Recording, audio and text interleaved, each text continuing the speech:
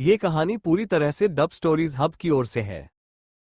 Episode 21। सभी उपस्थित लोग उस आवाज के स्रोत की ओर देखने लगे। वहां उन्होंने एक युवा पुरुष और महिला को अपनी ओर आते देखा। यहाँ सभी युवा सोमेश्वर के शीर्ष परिवारों से थे। चूंकि सोमेश्वर क्रिस्टल शहर के करीब है, इसलिए वे निश्चित रूप से इन दो आकृतियों को देख सकते थे। वे अच्छी तरह से जाने जाते थे और इस समूह के लोग भी उनकी इज्जत करते थे और उनकी प्रशंसा करते थे। ये दो नए आगंतुक और कोई नहीं बल्कि विवान और केला थे, जो जैक के सौतेले भाई बहन थे। वे पिछले 3 दिनों से सोमेश्वर शहर में रह रहे थे। उनका उद्देश्य यह पता लगाना था कि सोमेश्वर शहर में जैक की मदद किसने की। लेकिन इतने लंबे समय तक रहने के बाद भी उन्हें एक भी सुराग नहीं मिला। इसके अलावा विवान की हरकतें इतनी अनियमित थीं कि वे उनका पीछा नहीं कर सके। आज उन्हें सोमेश्वर शहर के दूसरी पीढ़ी के लोगों द्वारा रेसिंग प्रतियोगिता में भाग लेने के लिए आमंत्रित किया गया था। यह आखिरकार एक साप्ताहिक प्रमुख कार्यक्रम था। उन्होंने स्वीकार किया और इसी कारण वे यहाँ थे। लेकिन उन्होंने कभी उम्मीद नहीं की थी कि उनका भाई विवान भी यहाँ होगा। और जैसा कि उन्होंने देखा, वह बस इन दूसरी पीढ़ी के लोगों को जानने की कोशिश कर रहा था। अब उन्हें पता था कि उसका इनसे कोई संबंध नहीं था। फिर वह स्पोर्ट्स कार खरीदने के लिए पैसे कहाँ से ला रहा था। 1 मिनट के भीतर यह जोड़ी समूह के सामने पहुंच गई। जैसे ही वे पहुंचे, युवाओं ने तुरंत उनकी तारीफ करना शुरू कर दिया, उनके साथ संबंध बनाने की कोशिश करते हुए। आखिरकार अल्फोंसो परिवार की मदद से उनके परिवारों का विकास करना मुश्किल नहीं होगा। Young master Vivaan, young miss केला, आपका स्वागत है, विलियम ने मुस्कुराते हुए कहा। उसने हाथ मिलाने के लिए हाथ बढ़ाया, लेकिन जोड़ी ने उसे नजरअंदाज कर दिया, जिससे उसे असहजता से अपना हाथ वापस खींचना पड़ा। अन्य लोग भी आगे बढ़कर उनका अभिवादन करने लगे, लेकिन विलियम से जानने के बाद उनमें से किसी ने भी हाथ नहीं बढ़ाया। अभिवादन के बाद सोमेश्वर शहर के शीर्ष परिवारों का समूह थोड़ी घबराहट में था, यह नहीं जानते हुए कि आगे क्या करना है, क्योंकि विवान के पिछले शब्दों के अनुसार जैक को रेस में भाग नहीं लेना चाहिए था। आप लोग ज्यादा चिंता मत करो, हम रेस में भाग लेने के लिए यहाँ हैं। हम रेस के पुरस्कारों को बढ़ाएंगे, केला ने अपने चेहरे पर मुस्कान के साथ कहा। फिर उसने विवान की ओर देखा, जो वहां उदासीनता से खड़ा था, और कहा, विवान, मुझे नहीं लगता कि तुम्हें रेस में भाग लेना चाहिए। आखिरकार तुम रेसिंग में अच्छे नहीं हो। तुम केवल खुद को शर्मिंदा करोगे और यह अच्छा नहीं है। युवाओं ने इस तथ्य से आश्चर्यचकित होकर देखा कि ऐसा लगता है कि विवान और यह जोड़ी एक दूसरे को जानते थे। और जैसा कि वे देख सकते थे, उनके बीच का संबंध अच्छा नहीं था। वास्तव में ऐसा लग रहा था कि दोनों को विवान पसंद नहीं था। दूसरी ओर विवान को उनकी परवाह नहीं थी। केला की बातों पर विवान ने एक पल के लिए उसकी ओर देखा, फिर उसने स्टीव की ओर देखा, जो उसे तिरस्कार भरी नजरों से देख रहा था। मैंने तुम्हें पहले ही बता दिया है कि तुम्हें मेरी चिंता करने की जरूरत नहीं है। मैं खुद को संभाल सकता हूँ। इसके अलावा मेरी प्रतिष्ठा तुम्हारे लिए मायने नहीं रखती। विवान की आवाज काफी ठंडी थी, न कि उसकी सामान्य उदासीनता जैसी। विवान के शब्दों ने माहौल को तनावपूर्ण बना दिया। अमीर दूसरी पीढ़ी के लोग इस स्थिति के बारे में नहीं जानते थे। इसके अलावा वे जानते थे कि उन्हें स्टीव और केला को बाधित करने की अनुमति नहीं थी, क्योंकि यदि उन्होंने उन्हें नापसंद किया तो उनके पीछे के परिवारों को निश्चित रूप से नुकसान होगा। चलो छोटे भाई, ऐसा मत करो। मैं तुम्हें बचपन से जानता हूं और तुम कभी भी रेस में भाग नहीं लिए हो, इसलिए मैं तुम्हारे भले के लिए ऐसा कर रहा हूं, केला ने कहा, विवान के पिछले शब्दों को नजरअंदाज करते हुए। युवाओं की आंखें लगभग बाहर निकल आईं। उन्होंने अंततः तीनों के बीच एक संबंध पाया। ऐसा लग रहा था कि वे भाई बहन हैं और वे एक बहस कर रहे थे। चूंकि यह एक पारिवारिक मामला था, वे अपनी नाक नहीं घुसाने की हिम्मत नहीं कर सकते थे। दूसरी ओर वे यह जानकर काफी आश्चर्यचकित थे कि विवान क्रिस्टल शहर के रॉय परिवार का सदस्य था। यहाँ तक कि शंभू, जो एलेक्स के बगल में था, ने अंततः कुछ समझा। उसने पहले विवान का नाम जैक्सन रॉय देखा था। यह नाम उसके आईडी पर था और उस अनुबंध पर था जो उन्होंने उसके नए कर्मचारी के रूप में उसे लेने पर हस्ताक्षर किया था। विवान ने भौहें चिढ़ाईं। ऐसा लगता है कि ये दोनों मुझे परेशानी में डालने के लिए यहाँ हैं, लेकिन मैं ऐसा होने नहीं दूंगा। मुझे रेस में भाग लेना है और मुझे जीतना है, अन्यथा मेरे पास सिस्टम द्वारा दिए गए समय के समाप्त होने से पहले रेस करने के लिए कोई और जगह खोजने का समय नहीं होगा। विवान, तुम यहाँ से क्यों नहीं चले जाते? मुझे नहीं पता तुमने यह कार कहाँ से ली, लेकिन मुझे लगता है कि तुम्हें इस रेस में भाग नहीं लेना चाहिए, स्टीव ने घमंड से कहा। विवान ने उसकी ओर देखा और कहा, क्यों न हम एक दांव लगाएं? दांव? हम तुम जैसे हारने वाले के साथ दांव क्यों लगाएंगे? स्टीव जोर से हंसते हुए बोला, विवान को मजाक में देखते हुए। मैं जानता हूं कि तुम लोग हाल ही में सोमेश्वर शहर में क्यों रह रहे हो। अगर तुम दांव जीतते हो तो मैं तुम्हें बताऊंगा, अगर तुम हारते हो तो तुम्हें आज रात सोमेश्वर शहर से गायब होना होगा। विवान ने कहा, विवान के शब्द सुनकर दोनों ने एक दूसरे की ओर देखा। फिर उन्होंने एक दूसरे की आंखों में वही चमक देखी। वे विवान की ओर मुड़े और स्टीव ने कहा, ऐसा लगता है कि तुम्हारा दिमाग अभी भी ठीक से काम कर रहा है। लेकिन तुम हमसे किस चीज पर दांव लगाना चाहते हो? दांव पहले ही तय हो चुका है। हम रेस पर दांव लगा रहे हैं। जो भी रेस जीतता है वह दांव जीतता है, विवान ने कहा। एक पल की चुप्पी के बाद स्टीव फिर से हंस पड़ा, जबकि केला ने कॉकेटिशली हंसते हुए कहा, जिससे चारों ओर के लड़के उसकी ओर ध्यान से देखने लगे। उनके चेहरे लाल हो गए। रेसिंग, मैंने सोचा था कि तुम्हारे पास कुछ और है जिसमें तुम हमें प्रतिस्पर्धा करने के लिए कहना चाहते हो। कभी नहीं सोचा था कि तुम उस क्षेत्र को चुनोगे जिसमें तुम सबसे खराब हो। कुछ समय तक हंसने के बाद स्टीव अंततः और नहीं रोक सका और विवान का मजाक उड़ाने लगा। शंभू ने विवान की शानदार ड्राइविंग कौशल के बारे में सोचा। उसने अपने आप से पूछा, अगर विवान की ड्राइविंग कौशल को कहा जाए कि वह शौकिया है, तो क्या इसका मतलब यह नहीं है कि यह स्टीव ड्राइविंग में कहीं बेहतर है? वह सोचने लगा, क्या तुम दांव लगाने के लिए तैयार हो या नहीं? विवान ने उदासीनता से पूछा। वह शब्दों में कुछ साबित नहीं करने वाला था, केवल उसके कार्य ही उसकी असली क्षमताओं को साबित कर सकते थे। ठीक है, चलो दांव लगाते हैं। स्टीव फिर से हंस पड़ा और फिर शांत होकर जवाब दिया। इसके बाद शंभू ने विवान को पंजीकरण क्षेत्र में ले जाया। हालांकि सोमेश्वर शहर की अमीर दूसरी पीढ़ी रेस का प्रायोजन कर रही थी, वे प्रतियोगिता के मालिक नहीं थे, इसलिए उन्हें भी रेस में भाग लेने के लिए पंजीकरण कराना पड़ा। यह नियम था। पंजीकरण के बाद विवान ने फिर से अपने सौतेले भाई बहनों की ओर ध्यान दिया। वह उन्हें बहुत अच्छी तरह से जानता था। भले ही वह दांव जीत जाए, वह जानता था कि वे अपने शब्दों पर वापस नहीं लौटेंगे और विवान उनके खिलाफ कुछ नहीं कर सकता था, या तो उन्होंने सोचा। इसलिए विवान ने एक प्रस्ताव रखा, क्यों न हम एक अनुबंध पर हस्ताक्षर करें। इस तरह हम में से कोई भी अपने शब्दों पर वापस नहीं लौटेगा। जोड़ी ने उसे एक पल के लिए घूरा। फिर केला ने अपनी भौहें उठाईं और पूछा, क्या तुम अपने परिवार पर भरोसा नहीं करते? ओह नहीं, मैंने भूल गया कि हम अब परिवार नहीं हैं। जैसे ही ये शब्द बोले गए, युवाओं ने आश्चर्यचकित होकर विवान की ओर देखा, यह सोचते हुए कि उसे परिवार से क्यों निकाला गया। लेकिन साथ ही उन्होंने केला की ओर देखा और उनके मन में एक ही विचार आया, क्या काली दिल वाली महिला है? मैं तुम्हें बहुत अच्छी तरह जानता हूँ। विवान की प्रतिक्रिया सरल थी। केला पहले ही समझ गई थी कि विवान टैक्सी भाड़े के बारे में बात कर रहा था। विवान, तुम्हें ऐसा नहीं होना चाहिए। शायद उस आदमी ने और अधिक पैसे की मांग की। मैंने उसे पैसे दिए लेकिन उसने तुमसे और मांगे। इसके अलावा यह नहीं है कि तुम ऐसे छोटे टैक्सी भाड़े का भुगतान नहीं कर सकते, है ना? जैसे ही उसने कहा, उसने विवान को दिखाया कि उसने ड्राइवर को 5,000 ट्रांसफर किए।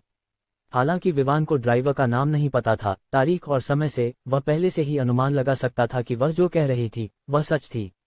लेकिन उद्देश्य वह पहले से ही जानता था कि यह अलग था। जहां तक उसके यह बताने का सवाल था कि विवान ऐसे छोटे भाड़े का भुगतान नहीं कर सकता, यह स्पष्ट था कि वह यह सुनिश्चित करने की कोशिश कर रही थी कि वह शर्मिंदा हो जाए। लेकिन विवान को बिल्कुल भी शर्मिंदा नहीं होने वाला था। मुझे इसकी परवाह नहीं है। चलो बस अनुबंध पर हस्ताक्षर करें, मेरे लिए सुरक्षित रहने के लिए, विवान ने कहा और निर्णायक रूप से उस क्षेत्र की ओर बढ़ा जहां एक प्रिंटिंग मशीन थी। यह एक छोटा कार्यालय था। यह कार्यालय रजिस्ट्रेशन और रेसिंग पुरस्कारों के प्रशासन के लिए जिम्मेदार था। उन्हें जो चाहिए था बताने के बाद एक स्टाफ सदस्य ने एक साधारण अनुबंध टाइप किया और प्रिंट किया। अनुबंध की सामग्री सरल थी। आज रात की रेस के हारने वाले को दोनों पक्षों के बीच अपने दांव को पूरा करना होगा। यदि नहीं, तो उन्हें 3 साल तक रेसिंग प्रतियोगिता में भाग लेने से प्रतिबंधित कर दिया जाएगा। इस रेसिंग प्रतियोगिता के आयोजकों के पास ऐसा करने की क्षमता थी। आखिरकार वे केवल एक शहर में नहीं बल्कि कई शहरों में क्रिस्टल शहर सहित आधारित थे। अनुबंध पर हस्ताक्षर करने के बाद अब रेस के पुरस्कारों को बढ़ाने का समय था। स्टीव ने 3 मिलियन निकाले जबकि केला ने 2 मिलियन दिए, कुल मिलाकर 5 मिलियन। दूसरी ओर विवान ने भी 3 मिलियन दिए। इससे जोड़ी का चेहरा चिढ़ गया, यह सोचते हुए कि विवान के पास और कितने पैसे हैं। लेकिन उन्होंने नहीं पूछा क्योंकि वे जानते थे कि विवान उन्हें बताएगा भी नहीं। उन्हें इंतजार करना होगा जब तक वह रेस हार नहीं जाता। पहली स्थिति को कुल 8 मिलियन मिलेंगे, दूसरी स्थिति को 5 मिलियन मिलेंगे, तीसरी स्थिति को 2.5 मिलियन मिलेंगे। अब जब सभी दांव लगाए जा चुके थे, जो भी रेसिंग प्रतियोगिता में भाग लेना चाहता था वे अपनी अपनी कारों में बैठ गए। विवान ड्राइवर की सीट में बैठ गया और शंभू ने सह ड्राइवर की सीट ली। फिर उन्होंने कुछ अंतिम मिनटों का इंतजार किया ताकि रेस शुरू हो सके। बेंटले कॉन्टिनेंटल जीटी के अंदर शंभू ने विवान को गंभीरता से देखा। हालांकि उसे नहीं पता था कि विवान के भाई बहन सोमेश्वर में क्यों आए हैं, लेकिन यह महत्वपूर्ण लग रहा था कि उनके प्रभाव के बावजूद वे यहाँ रहने के बाद भी कुछ नहीं पता लगा सके। दूसरी ओर विवान चाहता था कि वे यहाँ से चले जाएं और सोमेश्वर शहर छोड़ दें। इससे ही वह बता सकता था कि भाई बहनों के बीच का संबंध बिल्कुल अच्छा नहीं था। स्टीव ने कहा था कि विवान की ड्राइविंग कौशल शौकिया स्तर की है। शंभू ने खुद देखा था कि विवान ड्राइविंग में कितना अच्छा है। लेकिन अगर इसे शौकिया माना जाता है तो इसका मतलब है कि स्टीव एक पेशेवर रेसर होना चाहिए। अगर उसका बॉस हार गया तो न केवल उसकी प्रतिष्ठा धूमिल होगी, आखिरकार वही था जिसने दांव की शुरुआत की थी, बल्कि सोमेश्वर शहर के अन्य दूसरी पीढ़ी के लोग भी केला और स्टीव को खुश करने के लिए उसके खिलाफ हो सकते थे। बॉस, क्या आप इस रेस को जीतने के लिए सुनिश्चित हैं? उसने देखा कि विवान के चेहरे पर कोई भी नर्वसनेस का संकेत नहीं था। वास्तव में उसने अपने बॉस को केवल 2 बार मुस्कुराते हुए देखा था, और वह भी सिर्फ एक पल के लिए। गुस्सा होते हुए तो उसने उसे कभी नहीं देखा। उसके सुंदर चेहरे पर आमतौर पर केवल उदासीनता होती थी। इसकी चिंता मत करो, अगर मैं जीत नहीं सकता तो मैं उनके साथ दांव क्यों लगाना चाहूंगा? मैं उन्हें बता सकता था कि वे क्या जानना चाहते हैं, या मैं कुछ नहीं कह सकता और चला जा सकता हूं।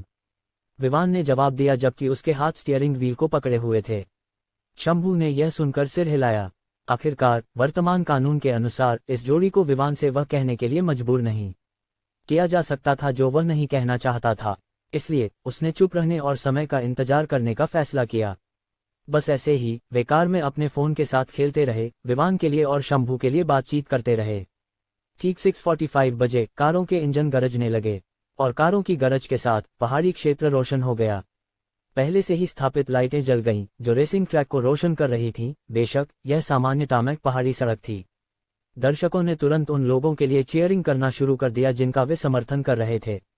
यह चर्चा होने लगी कि कौन रेस जीतने वाला है, और इसी तरह जैसे ही कारें स्टार्टिंग लाइन की ओर बढ़ीं, भीड़ और भी जोर से चिल्लाने लगी। आखिरकार यह स्पोर्ट्स कारों की एक लाइन थी। वहां एस्टन मार्टिन, निसान, मैक्लेरन, बेंटले और अन्य स्पोर्ट्स कारों के ब्रांड थे। कुछ ऐसे थे जिनका शौक स्पोर्ट्स कारों की तस्वीरें इकट्ठा करना था, और यह सही जगह थी। विवान ने अपनी बेंटले कॉन्टिनेंटल जीटी को स्टार्टिंग लाइन पर लाया। उसने देखा कि सभी मौजूद कारों की कीमत कम से कम $1 मिलियन और उससे ऊपर थी। इसके अलावा बड़े 5 के पास सभी कारें कम से कम 5 मिलियन की थीं। संयोग से या नहीं, विवान के बाईं ओर स्टार्टिंग लाइन पर स्टीव वहीं रुका। केला ने कार की खिड़की नीचे की और जिज्ञासा से विवान को देखा। विवान ने कार की खिड़की बंद नहीं की थी और नतीजतन वह जोड़ी उसे देख सकती थी। क्या तुम इस पर सुनिश्चित हो, विवान? केला ने मुस्कुराते हुए पूछा। वह लैम्बोर्गिनी हुराकान की सह ड्राइवर सीट पर बैठी थी। यह आज की लाइन में सबसे महंगी कार थी। इसकी कीमत $11 मिलियन थी, जिसमें संशोधन की लागत शामिल थी। विवान ने उसकी ओर एक नज़र डाली और फिर अपनी नज़रें सड़क पर वापस मोड़ दीं। उसे पता था कि वह केवल उसका मजाक उड़ा रही है और कुछ नहीं। आखिरकार वह जानता था कि वह विवान के पैसे के स्रोत के बारे में काफी चिंतित थी। यह सब इसलिए था ताकि वह सुनिश्चित कर सके कि उसके पास एक पैसा भी नहीं है। जब केला ने देखा कि विवान ने उसे नजरअंदाज कर दिया तो वह नाखुश हो गई और उसने अपने होंठ कसकर बंद कर लिए। बस तुम इंतजार करो, इस रेस के बाद मैं देखूंगी कि तुम कहाँ छिपोगे जब हम तुम्हें जमीन पर पटक देंगे। उसे स्टीव की ड्राइविंग कौशल और जिस कार में वे थे उस पर पूरा विश्वास था। स्टीव ने क्रिस्टल शहर में कई रेसें जीती थीं और उसे एक युवा प्रतिभाशाली रेसिंग ड्राइवर माना जा सकता था। ओह, व्रूम व्रूम व्रूम। जैसे ही यह ध्वनि हवा में गूंज उठी, सभी मौजूद कारों के इंजन बेतहाशा गरजने लगे। उनकी हेडलाइट्स और अधिक चमकने लगी, पहले से ही रोशन रास्ते को और भी रोशन करते हुए। भीड़ से उत्साह की आवाजें गूंजने लगी, हालांकि वे इंजन की तेज गरज के कारण अच्छी तरह से नहीं सुनाई दे रही थीं। इस समय एक बड़ा स्क्रीन कारों के सामने स्टार्टिंग लाइन के सामने खड़े खंभे के शीर्ष पर उतर आया। उस पर कारों और उनके ड्राइवरों के नाम थे। स्क्रीन के शीर्ष पर रेस शुरू होने की उल्टी गिनती थी। जैसे ही 5 सेकंड की उल्टी गिनती धीरे धीरे नीचे जा रही थी, इंजन और भी जोर से गरजने लगे। बेंटले कॉन्टिनेंटल जीटी के अंदर विवान ने स्टीयरिंग व्हील को मजबूती से पकड़ा और स्क्रीन की ओर देखा। उसका पैर पहले से ही एक्सेलेरेटर पर था और कार एक पल की सूचना पर आगे बढ़ने के लिए तैयार थी। वर्तमान में रेस में भाग लेने के लिए 15 से अधिक कारें थीं। ट्रैक पर व्यवस्था पहले आओ पहले पाओ के सिद्धांत पर थी। जो पहले पंजीकरण कराते थे वे आगे थे और इसके विपरीत विवान वर्तमान में कारों के पीछे के करीब था। बेंटले कॉन्टिनेंटल जीटी में मैनुअल और ऑटोमेटिक गियर सिस्टम था। वर्तमान में विवान मैनुअल का उपयोग कर रहा था। इस तरह उसकी कार पर नियंत्रण अधिक था। व्रूम स्क्री। जैसे ही उल्टी गिनती 0 पर पहुंची, उसने ब्रेक को छोड़ दिया, क्लच को छोड़ दिया और थ्रॉटल को दबाया। इसके साथ कार अन्य स्पोर्ट्स कारों के साथ आगे बढ़ गई। शंभू ने पहले ही अपनी सीट बेल्ट बांध ली थी। वह विवान को सड़क के बारे में बताने वाला था क्योंकि यह विवान का यहाँ पहला अनुभव था। भीड़ ने देखा कि कारें दूर होती जा रही हैं, तो उन्होंने उत्साह से चिल्लाना शुरू कर दिया। कई ड्रोन थे जिन पर कैमरे लगे हुए थे। फिर कई स्क्रीन थी जो रेसिंग कर रही कारों की वर्तमान स्थिति दिखा रही थीं। स्क्रीन पर वे देख सकते थे कि अग्रणी कार निसान GT-R थी, लेकिन यह ज्यादा समय नहीं लगा जब इसे एक मैक्लेरन 720S ने ओवरटेक कर लिया। प्रतिस्पर्धा स्पष्ट रूप से तीव्र थी। यह एक लैप की रेस थी, लेकिन यह एक लैप छोटा नहीं था क्योंकि इन कारों को इसे पूरा करने में कम से कम 30 मिनट लगेंगे। यह जानना जरूरी है कि ये सभी स्पोर्ट्स कारें थीं और वे अपनी अधिकतम संभव गति पर चल रही थीं। अब तक का record 0 hours 31 minutes and 52 seconds 66 में लैप पूरा करने वाली कार का था। पिछले 5 वर्षों से किसी ने भी उस रिकॉर्ड को नहीं तोड़ा, न ही रिकॉर्ड धारक जिसने अब एक पेशेवर रेसर बन गया है। तुम्हें क्या लगता है कि इस रेस को कौन जीतेगा? विलियम निश्चित रूप से इसे जीत लेगा। चले जाओ, मुझे पता है कि तुम उस पर क्रश हो, लेकिन इस बार काशिश निश्चित रूप से जीतेगी। वाह, क्या बेवकूफ़ आदमी है। क्या तुम सोचते हो कि मैंने तुम्हें कुछ नजरें चुराते हुए नहीं देखा? हन्फ, मैं $300 पर दांव लगाता हूं कि एंडरसन इस रेस को जीतेगा। मैं उस लैम्बोर्गिनी पर $1000 दांव लगाता हूं। तो क्या तुम सोचते हो कि सिर्फ इसलिए कि यह तेज है, यह जीतेगी? तुम रेसिंग के बारे में कुछ नहीं जानते। यह केवल ड्राइवर पर निर्भर करता है। तुम्हें क्या फर्क पड़ता है? ऐसा नहीं है कि मैं तुम्हारे पैसे का उपयोग कर रहा हूं, है ना? मैं उस नए बेंटले कॉन्टिनेंटल GT पर $5000 दांव लगाता हूं। कई लोगों ने उन कारों पर दांव लगाए जिनके बारे में उन्होंने सोचा कि वे जीतेंगी, जबकि अन्य पहले से ही यह सपना देख रहे थे कि उनके आदर्श की जीत के बाद क्या होगा। रेसिंग ट्रैक पर विवान गियर बदलते हुए पागल की तरह लग रहा था। बेशक, शंभू के अनुसार विवान का चेहरा वर्तमान में शांत था जबकि उसकी आंखें तेज थीं, जो सड़क पर केंद्रित थीं। उसका एक हाथ गियर बदलने के लिए चला गया जबकि दूसरा स्टीयरिंग व्हील पर बना रहा। कार की गति पहले ही 180 मील प्रति घंटे को पार कर चुकी थी और यह अभी भी तेज हो रही थी। बॉस, यहां से लगभग 700 मीटर की दूरी पर बाईं ओर एक तेज मोड़ है, शंभू ने कहा जबकि उसने अपने चेहरे पर ठंडी पसीने को पोंछा। उसने पहले सोचा था कि विवान का बुगाटी वेरॉन चलाना पहले से ही पागलपन था, लेकिन अब उसे अपनी राय बदलनी पड़ी। यह मोड़ वह जगह थी जहां प्रमुख पात्र उभरने लगते थे। वर्तमान में स्टीव की लैम्बोर्गिनी हुराकान उनके सामने लगभग 100 मीटर की दूरी पर थी। आखिरकार इसकी गति कम नहीं थी और इसे रेसिंग के लिए अनुकूलित किया गया था। विवान ने शांतिपूर्वक सिर हिलाया क्योंकि कार की गति और बढ़ने लगी। कुछ ही समय में गति 200 मील प्रति घंटे को पार कर गई। इससे शंभू को गहराई से डर लगने लगा। बॉस, क्या तुमने मुझे सुना? आगे एक तेज मोड़ है। शंभू विवान को याद दिलाने में मदद नहीं कर सका। मुझे पता है, विवान ने जवाब दिया, लेकिन उसका धीमा होने का कोई इरादा नहीं था। यह क्रिया तुरंत अन्य ड्राइवरों और दर्शकों का ध्यान आकर्षित कर रही थी। यह क्या बकवास है? क्या वह मरना चाहता है? यह आदमी बिल्कुल धीमा नहीं हो रहा है। क्या तुम सोचते हो कि वह पागल हो गया है? यह कार नई है और ड्राइवर भी। शायद उसे ट्रैक के बारे में नहीं पता। हा, यह मूर्ख। वह बिना ट्रैक का परीक्षण किए रेस में भाग लेने की हिम्मत करता है। जैसे ही दर्शक और ड्राइवर बात कर रहे थे, कारें मोड़ पर पहुंच गईं। उनमें से कई ने मोड़ के कुछ 100 मीटर पहले ही तेजी से धीमा कर दिया। दूसरी ओर विवान ने इस अवसर का उपयोग करते हुए अधिकांश कारों को पार कर लिया, जब तक कि उसके सामने केवल 3 कारें रह गईं, जिनमें से एक स्टीव की लैम्बोर्गिनी हुराकान थी। उन्होंने मोड़ पर धीमी गति से ड्रिफ्ट किया और उसके बाद तेजी से बढ़ने लगे। विवान देख सकता था कि स्टीव की कौशल वास्तव में अच्छी थी क्योंकि उसने ड्रिफ्ट किया। इसके अलावा वह मोड़ के बाद रेस का नेतृत्व कर रहा था। दूसरी ओर विवान ने बिल्कुल भी धीमा नहीं किया। उसे पता था कि उसकी कार के पास रेसिंग के लिए अनुकूलित नहीं होने के कारण एक कमी थी, इसलिए वह इन मोड़ों का उपयोग अपने लाभ के लिए करेगा ताकि वह रेस जीत सके। जैसे ही वह मोड़ से केवल कुछ मीटर की दूरी पर था, विवान की पेशेवर ड्राइविंग कौशल सक्रिय हो गई। उसने ब्रेक पर पैर रखा ताकि कार के सामने का वजन स्थानांतरित हो सके और स्टीयरिंग को झटका देकर ड्रिफ्ट शुरू किया। ड्रिफ्ट के कोण को कम करने के लिए थ्रॉटल को छोड़कर ड्रिफ्ट को बनाए रखा। उसने इसे बढ़ाने के लिए और अधिक थ्रॉटल जोड़ा। फिर उसने मोड़ के दिशा बदलने से ठीक पहले कार को थोड़ा ओवर रोटेट करके ड्रिफ्ट को ट्रांजिशन किया और फिर एक्सेलरेटर को छोड़ दिया। कार इस तरह से ट्रैक पर फिसली कि लोगों ने सोचा कि यह पलटेगी, लेकिन उनकी आश्चर्य के लिए, हालांकि बाईं ओर के टायर जमीन से उठ गए, कार पलटी नहीं। जैसे ही कार मोड़ के पार गई, टायर जमीन पर लौट आए। विवान ने फिर सही समय पर थ्रॉटल को छोड़ दिया और स्टीयरिंग के कोण को कम किया। फिर उसने तेजी से बढ़ते हुए एक कार को आसानी से पार कर लिया, जिसमें स्टंट महिला ड्राइवर काशिश थी। क्या तुमने देखा? क्या तुम सोचते हो कि मैं अंधा हूं? मैं तो उसके लिए गिर गई हूँ। तुम, यहाँ तक कि सर आइजक न्यूटन का सार्वभौमिक गुरुत्वाकर्षण भी तुम्हें ऐसा करने की अनुमति नहीं दे सकता। तुम उसके लिए कैसे गिर सकती हो?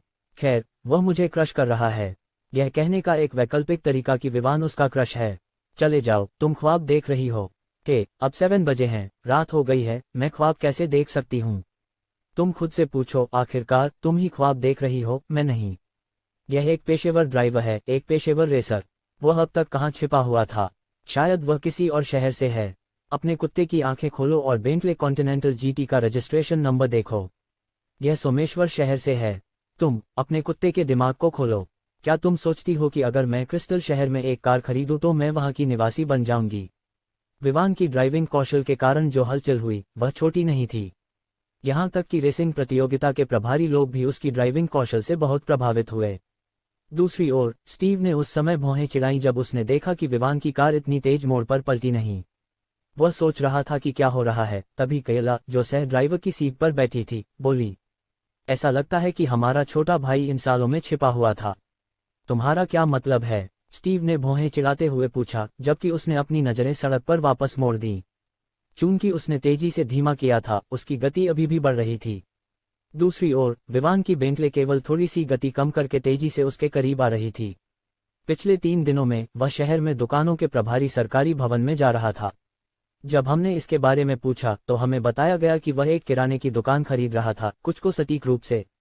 केला ने विश्लेषण किया, जिस पहले दिन हम उसे यहाँ सोमेश्वर शहर में मिले थे वह एक दुकान से आ रहा था, और अब वह दुकान एक किराने की दुकान में बदल गई है, हालांकि अभी इसमें स्टॉक नहीं है।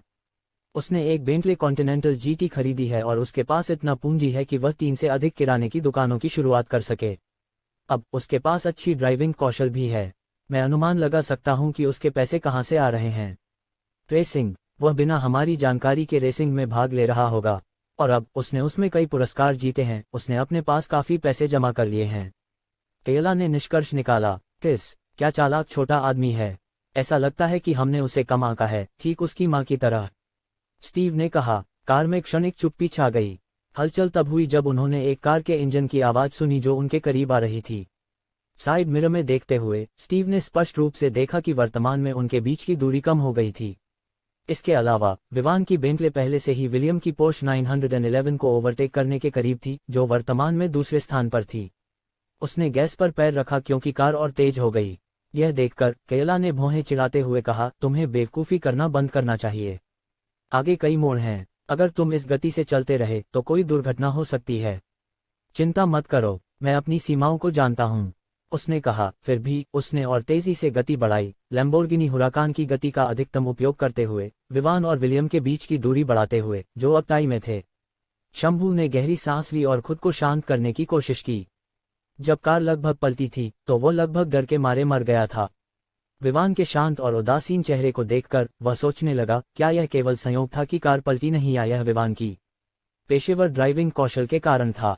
विवान ने एक शब्द नहीं कहा और तेजी से बढ़ता रहा। वह इस रेस को अच्छी तरह से जीतना चाहता था, और अच्छी तरह से जीतने का मतलब था कि उसे दूसरे स्थान के लिए एक महत्वपूर्ण दूरी देनी होगी। रिकॉर्ड तोड़ने की बात तो वह निश्चित रूप से करेगा। डिंग, यह एक ध्वनि थी जो कार के डैशबोर्ड से आई। विवान ने उस पर नजर डाली और पाया कि मानचित्र का डाउनलोड पूरा हो गया है। उसने सोमेश्वर शहर का मानचित्र पूरी तरह से डाउनलोड करने का निर्णय लिया था ताकि वह कार के विशेष नेविगेशन सिस्टम का उपयोग कर सके। अब जब यह हो गया, उसने एक बटन दबाया जो मानचित्र को जूम करता है। वहां यह उसकी वर्तमान स्थिति, गति और जिस सड़क पर वह था, दिखा रहा था। इसलिए उसने फिनिशर लाइन को अंतिम स्थान के रूप में चिन्हित किया और अपनी वर्तमान स्थिति से नेविगेट किया। कुछ ही क्षण में एक रास्ता बन गया। यह रास्ता था जिसे बेंटले कॉन्टिनेंटल जीटी बिना किसी समस्या के उपयोग कर सकता था। तुम मुझे बता सकते हो कि मानचित्र पर जो सड़क दिखाई दे रही है, क्या वह वही है जिसे हमें रेस के दौरान फॉलो करना है? विवान ने शंभू से कहा, जो हैरान था। शंभू ने सिर हिलाया, अभी भी चकित होकर कार के नेविगेशन सिस्टम को घूरते हुए। जैसे जैसे समय बीत रहा था, वह देख सकता था कि मानचित्र स्पष्ट होता जा रहा था, ऐसी स्थिति में कि यह लगभग एक सैटेलाइट मानचित्र की तरह दिख रहा था। वह कार को देख सकता था, हालांकि स्पष्ट नहीं। जिस रास्ते पर वे चल रहे थे वह वर्तमान में पीला था क्योंकि यह अभी तक स्पष्ट नहीं था। उसने सोचा कि यह बेंटले का नेविगेशन सिस्टम काफी डिजिटल है। अगले क्षण वह वास्तविकता में वापस आने के लिए मजबूर हुआ जब उसने मानचित्र पर देखा। अनजाने में वे पहले से ही एक एस आकार के मोड़ के सामने पहुंच चुके थे। हालांकि यह एक सही एस आकार नहीं था, कोनों में काफी तेज थे। इस समय विलियम, जिसे अपनी गति कम करने के लिए मजबूर होना पड़ा, पहले से ही मोड़ से गायब हो रहा था। पहले की तरह विवान ने ड्रिफ्ट किया। पिछले बार के विपरीत विवान ने इस मोड़ पर कार की गति बिल्कुल भी कम नहीं की। अब तक एस बेंड पर कुल 4 मोड़ थे और इन सभी मोड़ों पर विवान ने कभी भी गति कम नहीं की और कार ने पलटने के कोई संकेत नहीं दिखाए। इसका कारण स्पष्ट रूप से विवान की सड़क की परिचितता थी, जो कार के नेविगेशन सिस्टम के माध्यम से थी। वह पहले से ही बता सकता था कि सड़क अगली बार किस आकार में होगी। नतीजतन वह पर्याप्त तैयारी कर सका। तीसरे मोड़ पर विवान ने स्टीव को पार किया, जिसे कई मोड़ों के कारण धीमा होना पड़ा, अन्यथा वह ट्रैक से बाहर चला जाता। विवान ने उन्हें ओवरटेक करते समय उनकी लैम्बोर्गिनी हुराकान पर एक नज़र भी नहीं डाली। चौथे मोड़ पर स्टीव केवल बेंटले कॉन्टिनेंटल जीटी की टेललाइट्स देख सकता था। चुने गए रेसिंग ट्रैक में कई मोड़ थे। आखिरकार एक ड्राइवर की कौशल का प्रदर्शन इन मोड़ों पर होता है। सीधे रेसिंग ट्रैक पर रेसिंग में कोई रोमांच नहीं होता। अपने डर को पार करने के बाद शंभू ने विवान की ड्राइविंग का आनंद लेना शुरू कर दिया। उसने यह भी सुनिश्चित किया कि वह देखे कि विवान गियर कैसे बदल रहा है, लेकिन उसे हार माननी पड़ी क्योंकि विवान जो कुछ भी कर रहा था वह उसके लिए समझ में नहीं आ रहा था। इसलिए उसने सवारी का आनंद लेने का मन बना लिया। हालांकि वह यह नहीं देख सका कि विवान तेज मोड़ों पर आसानी से ड्रिफ्ट करने के लिए क्या कर रहा था। उसने यह तय किया कि वह इसके बाद उससे पूछेगा, बस इसे देखो, यही हम कहते हैं कि कारों को पेशेवर तरीके से चलाना। हाँ, तुम सही हो। उसके सामने सभी अन्य शौकिया हैं। हा, मैंने सही दांव लगाया। अब मैंने बड़ा कमाया। बेंटले के जीतने की संभावनाएं 2.5 थीं। अफसोस, मैंने और अधिक दांव नहीं लगाया, अन्यथा मैं और भी बड़ा कमाता। भाई, याद रखो कि मैंने तुम्हें उस पर दांव लगाने के लिए कहा था। हाँ, मुझे याद है, लेकिन तुम्हें भी दांव लगाना चाहिए था। क्या तुमने भी नहीं जीता? खैर, तुम जानते हो, मैंने लैम्बोर्गिनी पर दांव लगाया, तो तुम मुझे पैसे खोने के लिए मजबूर कर रहे थे और तुम अभी भी बेझिझक मुझसे पैसे मांगने की कोशिश कर रहे हो। चले जाओ, तुम दुष्ट प्राणी। हालांकि रेस केवल आधी थी पहले स्थान के लिए। दर्शकों को पहले से ही पता था कि इस रेस का विजेता कौन है, लेकिन इससे उनकी रेस में रुचि कम नहीं हुई, क्योंकि वे सभी का ध्यान इस बात पर केंद्रित कर रहे थे कि विवान मोड़ों को कैसे संभालता है। वर्तमान में कोई भी बेंटले कॉन्टिनेंटल जीटी की टेललाइट्स को नहीं देख सकता था। फिर भी विवान ने गति कम नहीं की। ऐसा लग रहा था कि प्रबंधन ने भी देखा था कि विवान ही वह है जिसमें सभी दर्शकों की रुचि थी, यहाँ तक कि जो लोग अपने दांव हार चुके थे। हालांकि उनके दिल में दर्द हो रहा था, वे फिर भी शीर्ष स्तरीय ड्राइविंग कौशल देखने के लिए सहन कर सकते थे। इसलिए सभी स्क्रीन पर केवल 2 छोड़कर बेंटले कॉन्टिनेंटल जीटी दिखा रही थीं। अन्य 2 लैम्बोर्गिनी हुराकान और विलियम की पोर्श 911 को दिखा रही थीं। यह केवल उन्हें कुछ सम्मान देने के लिए था, क्योंकि वे दूसरे और तीसरे स्थान पर थे। व्रूम! एक गरजते इंजन की आवाज ने दर्शकों की नजरों को स्क्रीन से स्रोत की ओर मोड़ दिया, और जब उन्होंने बेंटले कॉन्टिनेंटल जीटी को देखा तो भीड़ पहले स्टंट हो गई और फिर जोर से चीयरिंग करने लगी। वे स्क्रीन पर ध्यान से देख रहे थे कि वे भूल गए थे कि फिनिशर लाइन वही थी जो स्टार्टिंग लाइन थी। इसलिए उन्होंने यह भूल गए कि बेंटले अभी भी स्टार्टिंग पॉइंट पर आएगा। जैसे ही बेंटले कॉन्टिनेंटल जीटी ने फिनिशर लाइन को पार किया, भीड़ ने उत्साह से चिल्लाना शुरू कर दिया। कुल मिलाकर यहाँ लगभग 10,000 लोग इस रेस को देखने के लिए इकट्ठा हुए थे। इस तरह जोरदार चिल्लाहट ने रात को हिला दिया और शहर तक पहुंच गई। इससे बाहर अभी भी लोग देखने के लिए मजबूर हो गए कि माउंट ब्राइट की ओर क्या हो रहा है। इसी समय जो लोग अपने घरों में थे उन्होंने पर्दे को हटा दिया और खिड़की से बाहर देखा। इस तरह की हलचल का कारण केवल यह नहीं था कि विवान ने रेस जीती, बल्कि यह भी था कि उसने 5 साल पहले स्थापित रिकॉर्ड को तोड़ दिया था। उसने रेस को खत्म करने में बहुत कम समय लिया। अब नया record 0 hours 24 minutes and 39 seconds 98 था। विवान ने रेस को 24 मिनट में खत्म किया। यह आश्चर्यजनक था। उसने रिकॉर्ड को लगभग 7 मिनट से तोड़ा। मिनट, न कि सेकंड। भीड़ विवान के नाम का पागलपन से चिल्ला रही थी। महिलाएं, अगर उन पर पाबंदियां नहीं होती जो उन्हें प्रतिभागियों के क्षेत्र में पहुंचने से रोकती थीं, तो वे पहले ही वहां दौड़कर उसकी संख्या मांगने के लिए पहुंच जाती। ड्राइविंग देवता विवान, ड्राइविंग देवता विवान, ड्राइविंग देवता विवान, ड्राइविंग देवता विवान। यह वह नारा था जो तब गूंज रहा था जब दूसरे स्थान पर स्टीव लगभग 9 मिनट बाद पहुंचा, उसके बाद विलियम जो 10 मिनट पीछे था, और अंत में काशिश जो उसके पीछे केवल 30 सेकंड थी। जब विलियम कार से बाहर निकला तो वह विवान को शांत और संयमित देखकर हैरान रह गया। उसने खुद से बुदबुदाया, वह निश्चित रूप से इस शीर्षक का हकदार है, ड्राइविंग देवता विवान। एक मुस्कान के साथ वह विवान की ओर बढ़ा उसे बधाई देने के लिए, लेकिन उसे रुकना पड़ा जब उसने देखा कि स्टीव और केला उससे पहले आ चुके थे क्योंकि वे पहले ही विवान के पास पहुंच चुके थे। विवान, तुमने हमें क्यों नहीं बताया कि तुम रेसिंग में अच्छे हो? जैसे ही केला उसके सामने आई, उसने थोड़ी निराशा के साथ पूछा। उन्होंने पहले विवान का मजाक उड़ाया था कि वह रेसिंग में एक शौकिया है, केवल बुरी तरह हारने के लिए। 9 मिनट से अधिक का अंतर था। यह कुछ ऐसा नहीं था जो एक शौकिया कर सकता है। अगर विवान एक शौकिया था तो स्टीव को क्या कहा जा सकता था? यह नहीं है कि मुझे तुम्हें अपने बारे में सब कुछ बताना था, है ना? इसके अलावा तुमने कभी पूछा नहीं। विवान ने अपने कंधे उचकाकर जवाब दिया। केला ने उसे संकीर्ण आंखों से घूरा, कुछ समझने की कोशिश करते हुए, लेकिन अंत में उसे अपनी नजरें हटा लेनी पड़ी क्योंकि वह विवान के उदासीन चेहरे पर कुछ नहीं देख सकी। हन्फ, स्टीव, जो केला के बगल में खड़ा था, ने केवल विवान की ओर से मुंह मोड़ने से पहले एक बार खींचा। उसे लगा कि विवान ने उसे शर्मिंदा कर दिया है। हालांकि वह गुस्से में था, लेकिन उसे पता था कि इस समय वह कुछ नहीं कर सकता। उसने पहले घमंड से कहा था कि विवान को रेस में भाग नहीं लेना चाहिए क्योंकि वह एक शौकिया था। किसे पता था कि उसने गलत कहा था? यह तो होना चाहिए था कि विवान को रेस में भाग नहीं लेना चाहिए था क्योंकि वह एक ड्राइविंग देवता था। तो क्या तुमने रेसिंग से पैसे कमाए? केला ने पूछा। यह मेरी पहली बार है जब मैं रेसिंग प्रतियोगिता में भाग ले रहा हूं, विवान ने सीधे जवाब दिया। कौन विश्वास करेगा? केला ने भौहें उठाते हुए पूछा। विवान ने बस कंधे उचका दिए और कहा, अगर तुम विश्वास करती हो या नहीं, यह मेरी समस्या नहीं है। मुझे परवाह नहीं है। तुम, केला ने पहली बार अपना गुस्सा दिखाया, लेकिन फिर भी विवान को परवाह नहीं थी। इस उसकी सौतेली बहन के लिए उसके लिए समस्याएं पैदा करने का एकमात्र तरीका यह होगा कि वह सुनिश्चित करे कि उसने जो दुकानें खोली हैं वे असफल हों। लेकिन कौन पैसे के प्रलोभनों का विरोध कर सकता है? विवान के पास पैसे हैं, यह एक ऐसी चीज है जो भविष्य में उसकी कमी नहीं होगी। सिस्टम के साथ वह क्यों डरता? तुम्हें अपने दांव का पालन करना चाहिए, विवान ने कहा। फिर वह खड़ा हुआ और रेसिंग प्रतियोगिता के प्रबंधन कार्यालय की ओर बढ़ा। सभी पैसे जो विजेताओं को पुरस्कार के रूप में दिए जाने थे, वे सभी प्रबंधन को दिए गए थे। इस तरह रेस का विजेता वह नहीं होगा जो उसे मिलना चाहिए। जैसे ही प्रबंधक ने विवान को आते देखा, वह अपने कार्यालय से बाहर निकला और उसके चेहरे पर मुस्कान थी। वह विवान के प्रति वास्तव में उत्साही था। एक रेसिंग प्रतियोगिता के प्रबंधक के रूप में वह स्पष्ट रूप से उस प्रतिभा की तलाश कर रहा था जिसे वह अपनी कंपनी में साइन कर सके। श्री विवान, मैं Peter Hansen, of track racers Someshwar शाखा का प्रबंधक हूँ।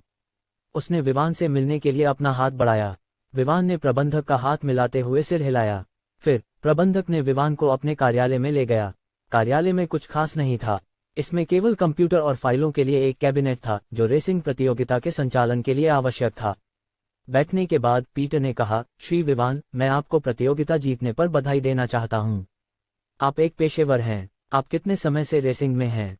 धन्यवाद। जहां तक मेरी रेसिंग का सवाल है, यह मेरी पहली रेसिंग प्रतियोगिता है, विवान ने ईमानदारी से जवाब दिया।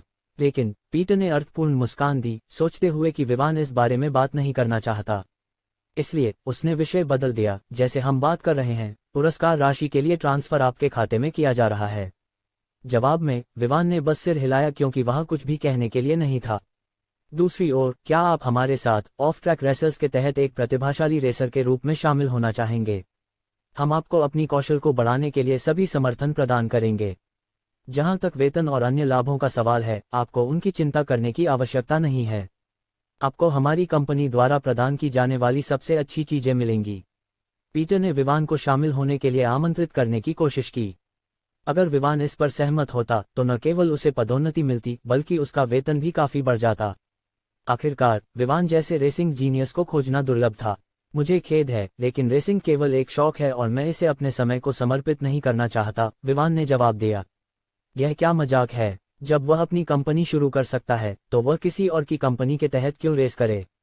सिस्टम के साथ उसके पास व्यवसाय शुरू करने के लिए पैसे की कमी नहीं होगी। इसके अलावा वह कभी भी नुकसान नहीं उठाएगा क्योंकि आय गुणक 100 गुना पहले से ही नुकसान को कवर करने के लिए पर्याप्त था।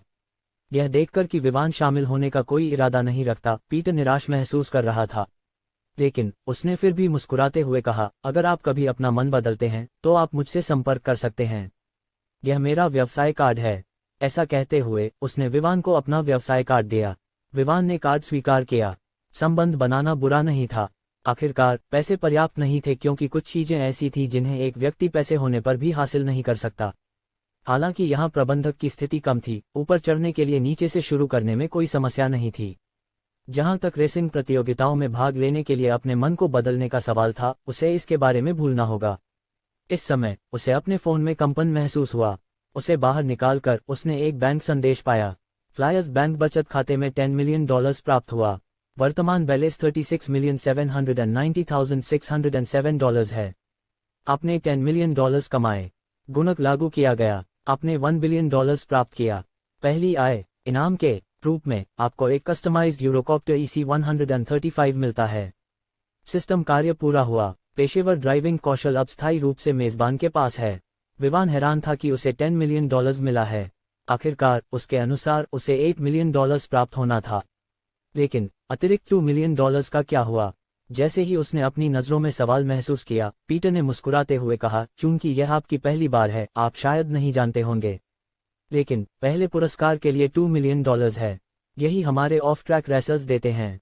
आखिरकार आपने रेस के लिए पंजीकरण करने के लिए $50,000 खर्च किए, इसलिए आपको इनाम मिलना चाहिए।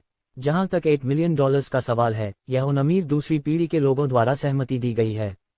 यह एक दांव की तरह है। विवान ने अंततः समझ में सिर हिलाया। अगर वे केवल पंजीकरण शुल्क प्राप्त करने जा रहे थे और विजेता को कुछ नहीं लौटाने जा रहे थे, तो कोई भी इतनी अधिक राशि खर्च करने के लिए तैयार नहीं होता। उसने यह भी कई सिस्टम संकेत प्राप्त किए थे जिन्हें उसे पहाड़ छोड़ने के बाद देखना था, लेकिन आय के लिए उसने कभी उम्मीद नहीं की थी कि उसे रेसिंग से इतनी अधिक राशि मिलेगी। $1 अरब, यह एक राशि थी जिसे उसने केवल एक महीने या उससे अधिक में कमाने की सोची थी। लेकिन अब जब उसे यह राशि मिल गई है, तो वह अपनी नींव के निर्माण की गति को बढ़ा सकता है। और नींव के निर्माण के लिए सामग्री सबसे अच्छी होनी चाहिए। पहली बात, उसे एक वाणिज्यिक भवन खरीदना होगा। फिर वह देखेगा कि क्या शेयर खरीदे जा सकते हैं। आखिरकार $1 अरब वह अंतिम राशि नहीं थी जो उसके पास इस जीवन में होगी। जितना अधिक वह निवेश करेगा, उतना अधिक वह कमाएगा। अब उसे वापस जाकर उस यूरोकॉप्टर EC-135 को देखना था जो उसे सिस्टम द्वारा इनाम के रूप में मिला था। कार्यालय से बाहर निकलते ही विवान ने पाया कि शंभू विलियम और अन्य लोगों से बात कर रहा था। बेशक इस्माइल को शंभू पसंद नहीं आया, लेकिन फिर भी वह वहीं खड़ा रहा, सुनता रहा और एक शब्द नहीं बोला। जब उन्होंने उसे देखा तो समूह उसकी ओर बढ़ा और उसे बधाई दी। बधाई हो विवान, विलियम ने कहा। विवान, तुमने कहा था कि तुम रेसिंग में एक शुरुआती हो, लेकिन हमने तुम्हारी कार की चाल का पुनरावलोकन देखा। तुम्हारी कौशल पेशेवर स्तर पर है। एंडरसन ने साइड से शिकायत की। एंडरसन, बस हट जाओ। तुम तो दूसरे या तीसरे स्थान के करीब भी नहीं थे, तुम 7वें स्थान पर थे। इसलिए शिकायत करना बंद करो और हमें, जो उसके करीब थे, बात करने दो। एक मजबूत आदमी बोला। वह टंडन परिवार से था, कौशिक टंडन। तुम बात कर रहे हो और तुम मुझसे केवल 5 सेकंड आगे थे। एंडरसन ने तिरस्कार किया। विवान, तुमने ड्राइविंग और ड्रिफ्टिंग कैसे सीखी? काशिश ने पूछा। वह पासवान परिवार से थी। मैंने खुद को प्रशिक्षित किया। लेकिन विवान का जवाब सुनकर समूह ने उसे अजीब नजरों से घूरा। फिर वे उस पर हंसने लगे और उसे इशारा किया कि अगर वह नहीं चाहता तो उन्हें न बताएं। इसके अलावा उन्होंने यह भी कहा कि उसने एक गोपनीय समझौते पर हस्ताक्षर किया था। इससे विवान चकित रह गया। इन लोगों का क्या हुआ?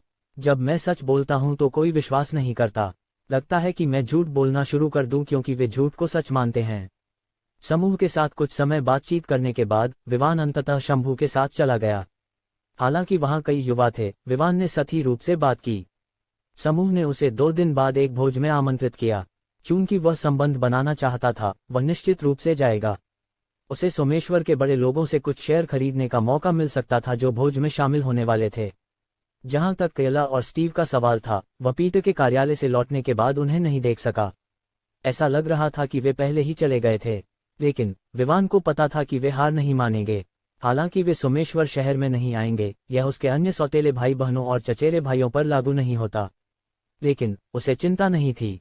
उसके पास अन्य चीजें थीं जिनकी चिंता करनी थी, जैसे कि वह लड़की जो अभी भी उसके मन को परेशान कर रही थी। लेकिन फिर भी एक समय में एक ही चीज।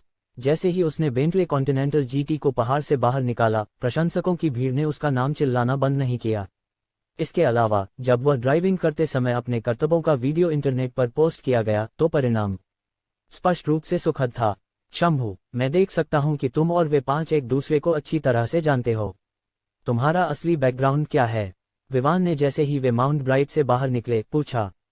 विवान ने देखा कि हालांकि शंभू ने कैजुअल कपड़े पहने हुए थे, लेकिन शीर्ष 5 परिवारों के सदस्यों द्वारा उनके साथ व्यवहार बिल्कुल अलग था। उसने देखा कि सोमेश्वर के अन्य बड़े परिवारों से कई अन्य युवा भी आए थे, लेकिन फिर भी उनके परिवारों की तुलना बड़े 5 से नहीं की जा सकती थी। विलियम और अन्य लोग उन पर ज्यादा ध्यान नहीं दे रहे थे, लेकिन शंभू अलग था। समूह उसके साथ उत्साह से बातचीत कर रहा था, और इससे भी महत्वपूर्ण बात, जिस तरह से उन्होंने उसका व्यवहार किया वह ऐसा था जैसे वह उनके बराबर हो, और कभी कभी वह महसूस कर सकता था कि उनके लिए उसके प्रति कुछ सम्मान था। इसका एक अच्छा उदाहरण इस्माइल था। अगर सोमेश्वर का कोई और व्यक्ति था जो उसके साथ अच्छे संबंध में नहीं था, तो वह निश्चित रूप से इस्माइल पहले ही उस व्यक्ति को नीचे गिराने के तरीके खोज लेता। लेकिन शंभू के लिए मुंह चलाने के अलावा उसने और कुछ नहीं किया। इसलिए यह विवान के लिए स्पष्ट था कि शंभू अपनी असली पहचान छिपा रहा था। लेकिन वह पहचान क्या थी? शंभू विवान के सवाल से चकित रह गया। उसने उम्मीद नहीं की थी कि विवान ऐसा कुछ पूछेगा, लेकिन एक पल बाद उसने कड़वे मुस्कान के साथ सोचा, ओह, मैं कैसे भूल सकता हूं कि ऐसा कोई व्यक्ति साधारण नहीं है। एक पल की चुप्पी के बाद शंभू ने अंततः बोला, सच बताने के लिए मैं चटर्जी परिवार का सदस्य हूं। मैं उनका दूसरा बेटा हूं। शंभू का जवाब विवान की अपेक्षाओं से बिल्कुल बाहर था। उसने सोचा था कि शंभू की पहचान छोटी नहीं होगी। किसे पता था कि शंभू सोमेश्वर शहर के सबसे बड़े परिवार चटर्जी परिवार का दूसरा बेटा है, चटर्जी कॉर्पोरेशन के मालिक। हालांकि विवान इस जवाब से चकित था, उसके चेहरे पर केवल भौहें थोड़ी उठाने की प्रतिक्रिया थी। इस प्रतिक्रिया ने शंभू को और अधिक प्रभावित किया। वह सोचने लगा, विवान ने ऐसा स्थिर मानसिकता रखने के लिए क्या अनुभव किया होगा? जहां तक मैं बाहर क्यों हूं, यह एक दांव का पालन करने के लिए है। मैंने इस्माइल के साथ लगभग 5 साल पहले दांव लगाया था कि जो भी हार जाएगा वह अपने परिवार के प्रभाव का उपयोग 5 साल तक नहीं करेगा। मैं रेस हार गया और मुझे 5 साल के लिए रेसिंग से प्रतिबंधित कर दिया गया। जब उसने देखा कि विवान सुन रहा है, शंभू ने जारी रखा, मेरे पास केवल 1 महीना बचा है जब मैं उस कीमत को चुका सकूं जो मुझे दांव हारने के लिए चुकानी थी। सटीक रूप से मेरे पास केवल 27 दिन बचे हैं। शंभू ने यह सब कुछ थोड़ी निराशा के साथ कहा। विवान ने अंततः समझा कि समूह शंभू के साथ क्यों जुड़ सकता है। इसके अलावा शंभू एक सहज व्यक्ति था। उसने कभी भी शहर के सबसे बड़े परिवार के युवा मास्टर का दिखावा नहीं किया। जिस चीज ने विवान को सबसे अधिक प्रभावित किया वह यह थी कि वह लगभग 5 साल से डिलीवरी का काम कर रहा था, और उसने कभी भी अपने शब्दों से मुकरने का काम नहीं किया। उसने दांव का पालन करने का पूरा ध्यान रखा। जहां तक उसके काम के चरित्र का सवाल था, वह वास्तव में सभी कर्तव्यों को पूरा करने के लिए दृढ़ था जो उसे सौंपे गए थे। इसलिए विवान ने अंततः समझा कि उसने शंभू के नाम पर चटर्जी नाम क्यों देखा। शंभू एक लो प्रोफाइल व्यक्ति था, इसलिए यहां तक कि जिन लोगों ने शंभू को डिलीवरी का काम दिया उन्हें उसकी पहचान का पता नहीं था। यहां तक कि विवान ने भी दोनों को एक साथ नहीं जोड़ा। तो महीने के बाद तुम क्या करने वाले हो? विवान ने पूछा। मुझे लगता है कि मैं बॉस के साथ रहूंगा। मुझे तुमसे सीखना है कि पेशेवर की तरह कैसे ड्राइव करना है। रेसिंग प्रतियोगिता में वापस जाने से पहले मुझे अपनी कौशल को सुधारना होगा। शंभू ने एक पल की चुप्पी के बाद कहा। विवान ने उसकी ओर पलटा और एक पल के लिए उसे देखा, फिर सिर हिलाया। ठीक है, अगर तुम्हें मेरी मदद की जरूरत हो तो पूछो और मैं जब भी संभव हो मदद करूंगा। शंभू मुस्कुराया। उसे पता था कि विवान साधारण नहीं है। चटर्जी परिवार का सदस्य होने के नाते वह केला और स्टीव के बारे में बहुत अच्छी तरह से जानता था। उसे पता था कि जो भी लोग उनके खिलाफ गए थे उन्होंने काफी नुकसान उठाया था। लेकिन अब विवान दोनों का सामना कर रहा था, लेकिन वह ऐसा व्यक्ति नहीं लग रहा था जो अभिभूत हो रहा हो। इसका मतलब था कि विवान के पास उनके साथ निपटने का कोई तरीका था। इस कारण से शंभू ने तय किया कि वह उनके बीच संबंध बनाए रखेगा। लगभग 40 मिनट की ड्राइविंग के बाद वे अंततः महल पहुंचे। सड़क पर ट्रैफिक के कारण उन्हें शहर छोड़ने की तुलना में अधिक समय लगा। इसका कारण यह था कि वर्तमान में रात के 1 बजे थे। इस समय ट्रैफिक काफी अधिक था, इसलिए हालांकि विवान ने कम लोकप्रिय सड़कों का उपयोग किया, फिर भी उसे व्यस्त हाईवे से जोड़ने वाले गोल चक्कर पर ट्रैफिक का सामना करना पड़ा। बेशक विवान ने पहले शंभू को घर भेजने का ध्यान रखा, फिर महल लौट आया। हालांकि विवान जानता था कि शंभू चटर्जी परिवार का सदस्य है, वह उसे उस दांव के खिलाफ मदद नहीं करने वाला था जो उसने लगाया था। अगर शंभू अपने परिवार के प्रभाव का उपयोग करके बेहतर जीवन जीना चाहता तो वह ऐसा कर सकता था, और चूंकि उसने ऐसा नहीं किया तो विवान उसके परिवार के प्रभाव के कारण उसकी मदद नहीं करेगा। जब गार्डों ने बेंटले के परिचित रजिस्ट्रेशन नंबर को देखा तो उन्होंने गेट खोला। उन्होंने उसे स्वागत करते हुए झुककर नमस्कार किया। विवान ने उन्हें सिर हिलाया और फिर कार को पार्किंग में खड़ा किया। महल में प्रवेश करने के बाद वह सीधे अपने बेडरूम की ओर बढ़ा। हालांकि बेंटले में बैठना अन्य स्पोर्ट्स कारों की तुलना में काफी आरामदायक था, लेकिन बेंटले कॉन्टिनेंटल जीटी में 1 घंटे से अधिक बैठने के कारण वह थका हुआ महसूस कर रहा था। इसने उसे एसयूवीज चलाने का विचार करने पर मजबूर किया। लेकिन वह इंतजार करना होगा, क्योंकि वर्तमान में विवान देखना चाहता था कि सिस्टम ने उसे क्या पुरस्कार दिए हैं। शावर लेने के बाद उसने अपने पजामे में बदल लिया और फिर बिस्तर पर पीठ के बल लेट गया। फिर उसने उन सिस्टम संकेतों को देखा जो उसे माउंट ब्राइट पर मिले थे।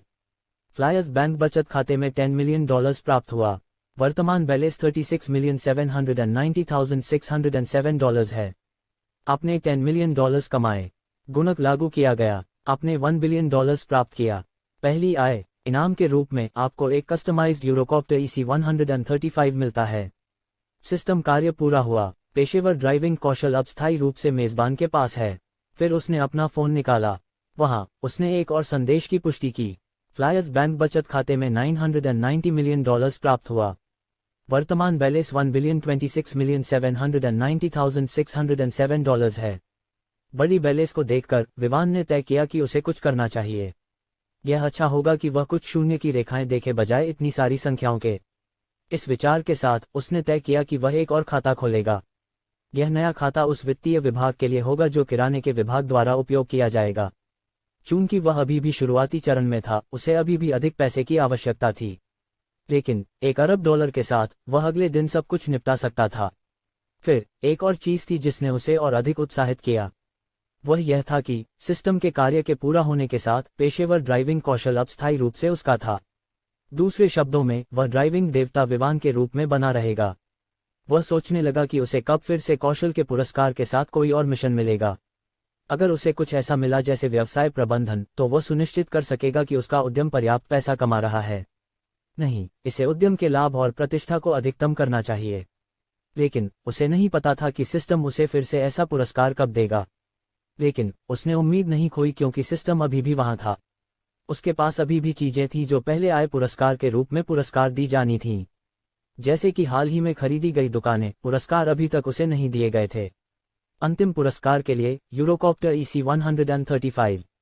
यह रेसिंग से मिली पहली आय का पुरस्कार था। वह सोच रहा था कि क्या वह विभिन्न क्षेत्रों में ऐसी रेसों में भाग ले सकता है ताकि वह और भी अधिक पुरस्कार प्राप्त कर सके। लेकिन यह असंभव लगता था। पहली बार की आय केवल उस व्यवसाय पर दोहराई जा सकती है जहां आप लाभ कमाने के लिए काम करते हैं, न कि जहां आप शौक में जीतने के पुरस्कार प्राप्त करते हैं। क्या उनके बीच कोई अंतर है? क्या वे सभी एक ही तरह की आय नहीं हैं? विवान ने पूछने से खुद को रोक नहीं पाया। सच है, दोनों ही आय हैं, लेकिन एक शौक है और दूसरा कौशल, दृढ़ता, साहस, निर्णायकता और संबंधों की आवश्यकता होती है। व्यवसाय में कई जोखिम होते हैं जो भारी नुकसान का कारण बन सकते हैं। दूसरी ओर, रेसिंग प्रतियोगिताओं में पंजीकरण शुल्क के अलावा अगर आप रेस नहीं जीतते हैं तो और कुछ नहीं खोता। विवान ने सिस्टम की तर्कसंगतता पर बस एक आह भरी। फिर उसने कुछ सोचा, रेस में पहले स्थान पर आने के बाद जो पैसे मैं जीत सकता हूं, उसका क्या? प्रतिबंध केवल पहली बार की आय पुरस्कार पर लागू होता है, लेकिन रेसिंग से कमाए गए पैसे पर गुणक अभी भी लागू होता है। आखिरकार यह आय है। विवान ने बेबसी से सिर हिलाया। फिर उसने यूरोकॉप्टर के बारे में सोचा। क्या यह उसी तरह डिलीवर किया जाएगा जैसे बुगाटी वेरॉन किया गया था? जैसे ही यह विचार उसके मन में आया, सिस्टम ने कहा, चूंकि रात है और सिस्टम पुरस्कारों में देरी करना पसंद नहीं करता जब तक कि मेजबान इसे न मांगे। यूरोकॉप्टर पहले ही महल में डिलीवर किया गया था और गार्डों का पहले ही निपटारा किया जा चुका है। चिंता मत करो, तुम बस अपने यूरोकॉप्टर को स्वतंत्र रूप से उड़ा सकते हो। विवान हैरान था। आखिरकार उसने सोचा था कि सिस्टम यूरोकॉप्टर को उसी तरह डिलीवर करेगा जैसे बुगाटी को किया गया था। किसे पता था कि सिस्टम उसकी सलाह सुनता है? आखिरकार रात में कार की डिलीवरी कौन करता है अगर कोई आपात स्थिति नहीं है? यह कहाँ है? मुझे नहीं लगता कि यहाँ कोई हेलीपैड है। विवान ने पूछा। पार्किंग गराज की छत पर एक है। पार्किंग गराज कहाँ है? विवान ने जिज्ञासा से पूछा। उसने यहाँ कभी एक नहीं देखा। एक बार जब पार्किंग स्थल की दीवारें उठाई जाती हैं तो पार्किंग स्थल एक पार्किंग गराज बन जाएगा। विवान फिर से चकित रह गया। हेलीपैड के बारे में उसे नहीं पता था कि इस पर क्या कहना है। उसने सोचा कि क्या सबरीना इसे भूल गई थी या उसे इसकी मौजूदगी के बारे में पता ही नहीं था। विवान बिस्तर से बाहर निकला, अपने शरीर की थकान को भूलते हुए पार्किंग लॉट की ओर दौड़ पड़ा। दूर से उसने देखा कि छत पर एक सफेद यूरोकॉप्टर है जिसके ऊपर नीले रंग की कई धारियां हैं। विवान ने अपने कदम तेज किए और थोड़ी देर बाद पार्किंग लॉट में पहुंच गया। उसने छत पर उतरे यूरोकॉप्टर तक पहुंचने का कोई रास्ता खोजने की कोशिश की, लेकिन उसे कोई रास्ता नहीं मिला। सिस्टम, यूरोकॉप्टर छत पर क्यों है? तुम जानते हो, यह खराब डिलीवरी सेवा है। आखिरकार मैं इसे कैसे उड़ाऊंगा अगर मैं तक पहुंच ही नहीं सकता। छत पर पहुंचने का कोई तरीका न देखकर उसने केवल सिस्टम से शिकायत की। वहां पहुंचने का एक तरीका है, बस तुम नहीं जानते कि तुमने क्या खरीदा है। बस दीवारें उठाओ। एक बार जब सभी दीवारें उठ जाएंगी तो एक सीढ़ी होगी जो गराज के शीर्ष तक ले जाएगी। विवान ने बेबसी से कहा, मैं इस बड़े परिसर में सब कुछ बिना समय बिताए कैसे जान सकता हूँ? देखो, जिसने मुझे यह बेचा उसने भी इसके बारे में नहीं बताया। शायद उसे नहीं पता था कि यह वहां मौजूद है। इन शब्दों को सिस्टम से कहने के बाद विवान ने फिर से एक महत्वपूर्ण बात सोची, वैसे सिस्टम, तुम्हें कैसे पता चला कि यहाँ एक सीढ़ी है? इस नीले ग्रह पर कुछ भी इस सिस्टम से छिपा नहीं रह सकता। विवान, दीवारें उठाने के बटन को दबाने के बाद विवान ने लगभग 1 मिनट इंतजार किया, जब तक सब कुछ अपनी जगह पर नहीं आ गया।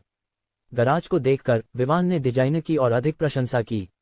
आखिरकार जब दीवारें नीचे जाती हैं तो वे इंटरलॉकिंग टाइलों के नीचे छिप जाती हैं जो उनकी जगह लेती हैं। लेकिन जब वे उठाई जाती हैं तो गराज सामान्य निर्मित गराज की तरह दिखता है। वह यह भी नहीं देख सकता था कि 4 दीवारें एक साथ कैसे जुड़ती हैं। अगर कोई व्यक्ति इसे पहली बार देख रहा होता तो वह सोचता कि दीवारें 4 में विभाजित नहीं हैं। विवान गराज में गया। यह जगह अच्छी तरह से रोशन थी, जैसे परिसर में कोई काली जगह नहीं थी। गराज के अंदर की रोशनी हल्की नीली थी। उसे नहीं पता था कि उन्होंने आखिरकार उस रंग को क्यों चुना। चारों ओर देखते हुए उसने उस सीढ़ी को खोजने की कोशिश की जिसके बारे में सिस्टम ने बात की थी। लेकिन चाहे वह कहीं भी देखे, उसे नहीं मिली। उसके पास सिस्टम से पूछने के अलावा कोई विकल्प नहीं था। तुम बेकार हो। गराज के पीछे जाने वाले दरवाजे को देखो, वहां एक स्विच होना चाहिए। एक बार दबाने पर सीढ़ी बन जाएगी। विवान ने शपथ ली कि उसने सिस्टम की रोबोटिक आवाज में एक आ सुनी। लेकिन उसने फिर भी स्वीकार किया कि वह इस स्थिति में बेकार था और केवल सिस्टम पर निर्भर रह सकता था। जब वह गराज के पीछे जाने वाले दरवाजे पर पहुंचा तो विवान ने देखा कि वास्तव में एक छोटा स्विच था। उस पर सीढ़ी लिखा हुआ था। स्विच को दबाने के बाद एक बजिंग ध्वनि आई जैसे गराज की संरचना बदल गई। सभी कारें टाइलों का उपयोग करके एक तरफ हटा दी गईं। ऐसा लग रहा था जैसे गराज के केंद्र में जमीन खुल रही हो। अगर वहां कोई कार पार्क की गई होती तो उसे एक तरफ हटा दिया जाता या उसे अन्य कारों के ऊपर रखा जाता। ये उठने वाली टाइलें मजबूत स्टील की छड़ों द्वारा समर्थित थीं। विवान इस तरह की प्रणाली के गराज में होने से चकित था। वह सोचने लगा कि हेलीपैड कितना उन्नत होगा। जब गराज के केंद्र में जमीन खुल गई तो एक घुमावदार सीढ़ी उठाई गई। इसके साथ एक रास्ता था जिसे कार द्वारा अनुसरण किया जा सकता था। सीढ़ी की तरह यह भी घुमावदार थी। प्रारंभिक स्थिति गराज के प्रवेश द्वार पर थी। यह खुली जगह में अच्छी तरह से फिट होती थी कि कोई सोच सकता था कि यह हमेशा से वहां थी। विवान तब तक अपने चकित होने से बाहर नहीं आया जब तक कि उसने देखा कि गतिविधियां रुक गई हैं। वह सीढ़ी की ओर स्टैगर्ड हुआ। ऊपर देखते हुए उसने देखा कि लगभग गराज की छत के किनारे पर एक खुला स्थान था। वास्तव में वहां 2 थे, एक बड़े रास्ते के लिए और दूसरा सीढ़ी के लिए। विवान ने सीढ़ी चढ़ी और गराज की छत पर पहुंच गया। वहां उसने देखा कि इस बिंदु से देखने पर जगह काफी बड़ी थी। लेकिन अब छत के केंद्र में एक कस्टमाइज्ड यूरोकॉप्टर था। छत खुद अच्छी तरह से ग्राउंड बल्बों द्वारा रोशन थी, इसलिए हालांकि रात थी वह यूरोकॉप्टर को बहुत अच्छी तरह से देख सकता था। हेलीपैड अन्य हेलीपैड की तरह ही था। उसने कोई अंतर नहीं देखा। ऐसा लगता है कि उसने बेकार में बहुत उम्मीदें की थीं। फिर उसने अपने आप से सोचा, जब वह वापस आया तो उसने इस यूरोकॉप्टर को क्यों नहीं देखा। ऐसा नहीं था कि वहां कोई रोशनी नहीं थी। महल में यह दिन की तरह स्पष्ट था। यूरोकॉप्टर केवल तब डिलीवर किया गया जब आप महल में प्रवेश कर चुके थे। अंततः विवान ने समझ में सिर हिलाया। फिर उसने यूरोकॉप्टर की बाहरी उपस्थिति की ओर देखा। EC-135 की लंबाई कम से कम 16 मीटर, चौड़ाई 4 मीटर और ऊंचाई 8 मीटर थी। यूरोकॉप्टर का फ्यूजलेज कम से कम 12 मीटर लंबा था। मुख्य और पूंछ रोटर्स के व्यास क्रमशः 11 मीटर और 1 मीटर थे। जहां हेलीपैड था उसकी छत का आकार 40*45 था। इसलिए हालांकि यूरोकॉप्टर चौड़ा था, फिर भी यह अच्छी तरह से फिट हो गया। जहां कारें पार्क की जा सकती थीं, वह केवल 35*36 का आकार था। अतिरिक्त स्थान स्पष्ट रूप से उन दीवारों के लिए था जिन्हें इच्छानुसार उठाया और गिराया जा सकता था। सिस्टम, क्या यहाँ यूरोकॉप्टर का कोई परिचय नहीं है? विवान ने जिज्ञासा से पूछा। यह उसका पहला अनुभव था जब वह एक विमान के करीब था। जब वह सोमेश्वर शहर आया तो उसने अपने जीवन में पहली बार क्रिस्टल शहर छोड़ा था। एक पल की चुप्पी के बाद जब विवान ने सोचा कि सिस्टम जवाब नहीं देगा, तो एक ढेर सारी जानकारी उसके दिमाग में डाल दी गई जबकि सिस्टम की आवाज गूंज रही थी। एक 135 एक बहुकार्यात्मक ट्विन इंजन हेलीकॉप्टर है जिसे यूरोकॉप्टर द्वारा निर्मित किया गया है। यह हेलीकॉप्टर विस्तारित रेंज और पेलोड क्षमताएं प्रदान करता है, जबकि कम शोर संचालन करता है। EC-135 हेलीकॉप्टर का व्यापक रूप से पुलिस बलों, आपातकालीन चिकित्सा सेवाओं, एम्स और चार्टर कंपनियों द्वारा संचालन किया जाता है। EC-135 घरेलू सुरक्षा, कानून प्रवर्तन, यात्री और वीआईपी परिवहन, खोज और बचाव, सा और एम्स संचालन कर सकता है। EC-135 की लंबाई 16.16 मीटर, चौड़ाई 4.65 मीटर और ऊंचाई 8.51 मीटर है। हेलीकॉप्टर का फ्यूजलेज 12.2 मीटर लंबा है। मुख्य और पूंछ रोटर्स के व्यास क्रमशः 11.2 मीटर और 1.4 मीटर हैं। हेलीकॉप्टर को एक बचाव hoist, Searchlight, forward looking infrared FLIR camera और लो जैक ट्रैकर से लैस किया जा सकता है ताकि कानून प्रवर्तन मिशनों का समर्थन किया जा सके। विशाल केबिन का आयतन 12.9 मीटर्स क्यूब्ड है। इसमें एकल स्तर है और यह बिना किसी बाधा के सपाट फर्श प्रदान करता है, जो 1400 किलोग्राम की बहुत उच्च लोड क्षमता प्रदान करता है। चौड़ा केबिन अवलोकन संचालन के लिए उत्कृष्ट दृश्यता भी प्रदान करता है। सपाट फर्श और रेल उपयोगकर्ताओं को चिकित्सा उपकरण या मिशन विशिष्ट उपकरण स्थापित करने की अनुमति देते हैं।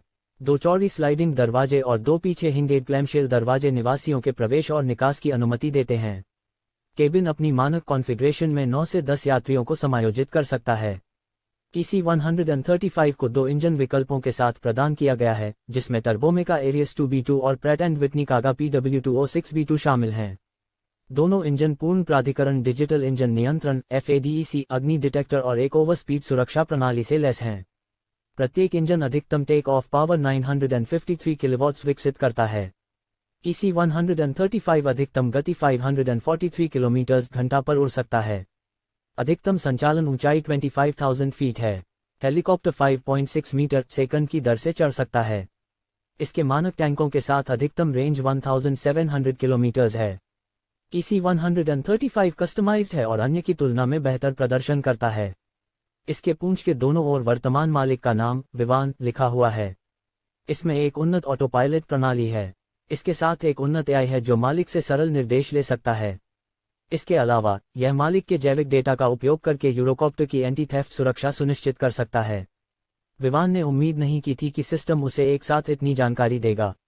उसे लगभग ऐसा लगा कि उसका सिर ओवरलोडेड जानकारी से फटने वाला है।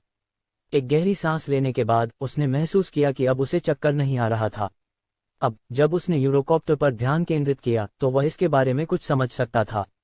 अब जब सब कुछ स्पष्ट हो गया, विमान ने अंदर देखने की इच्छा की।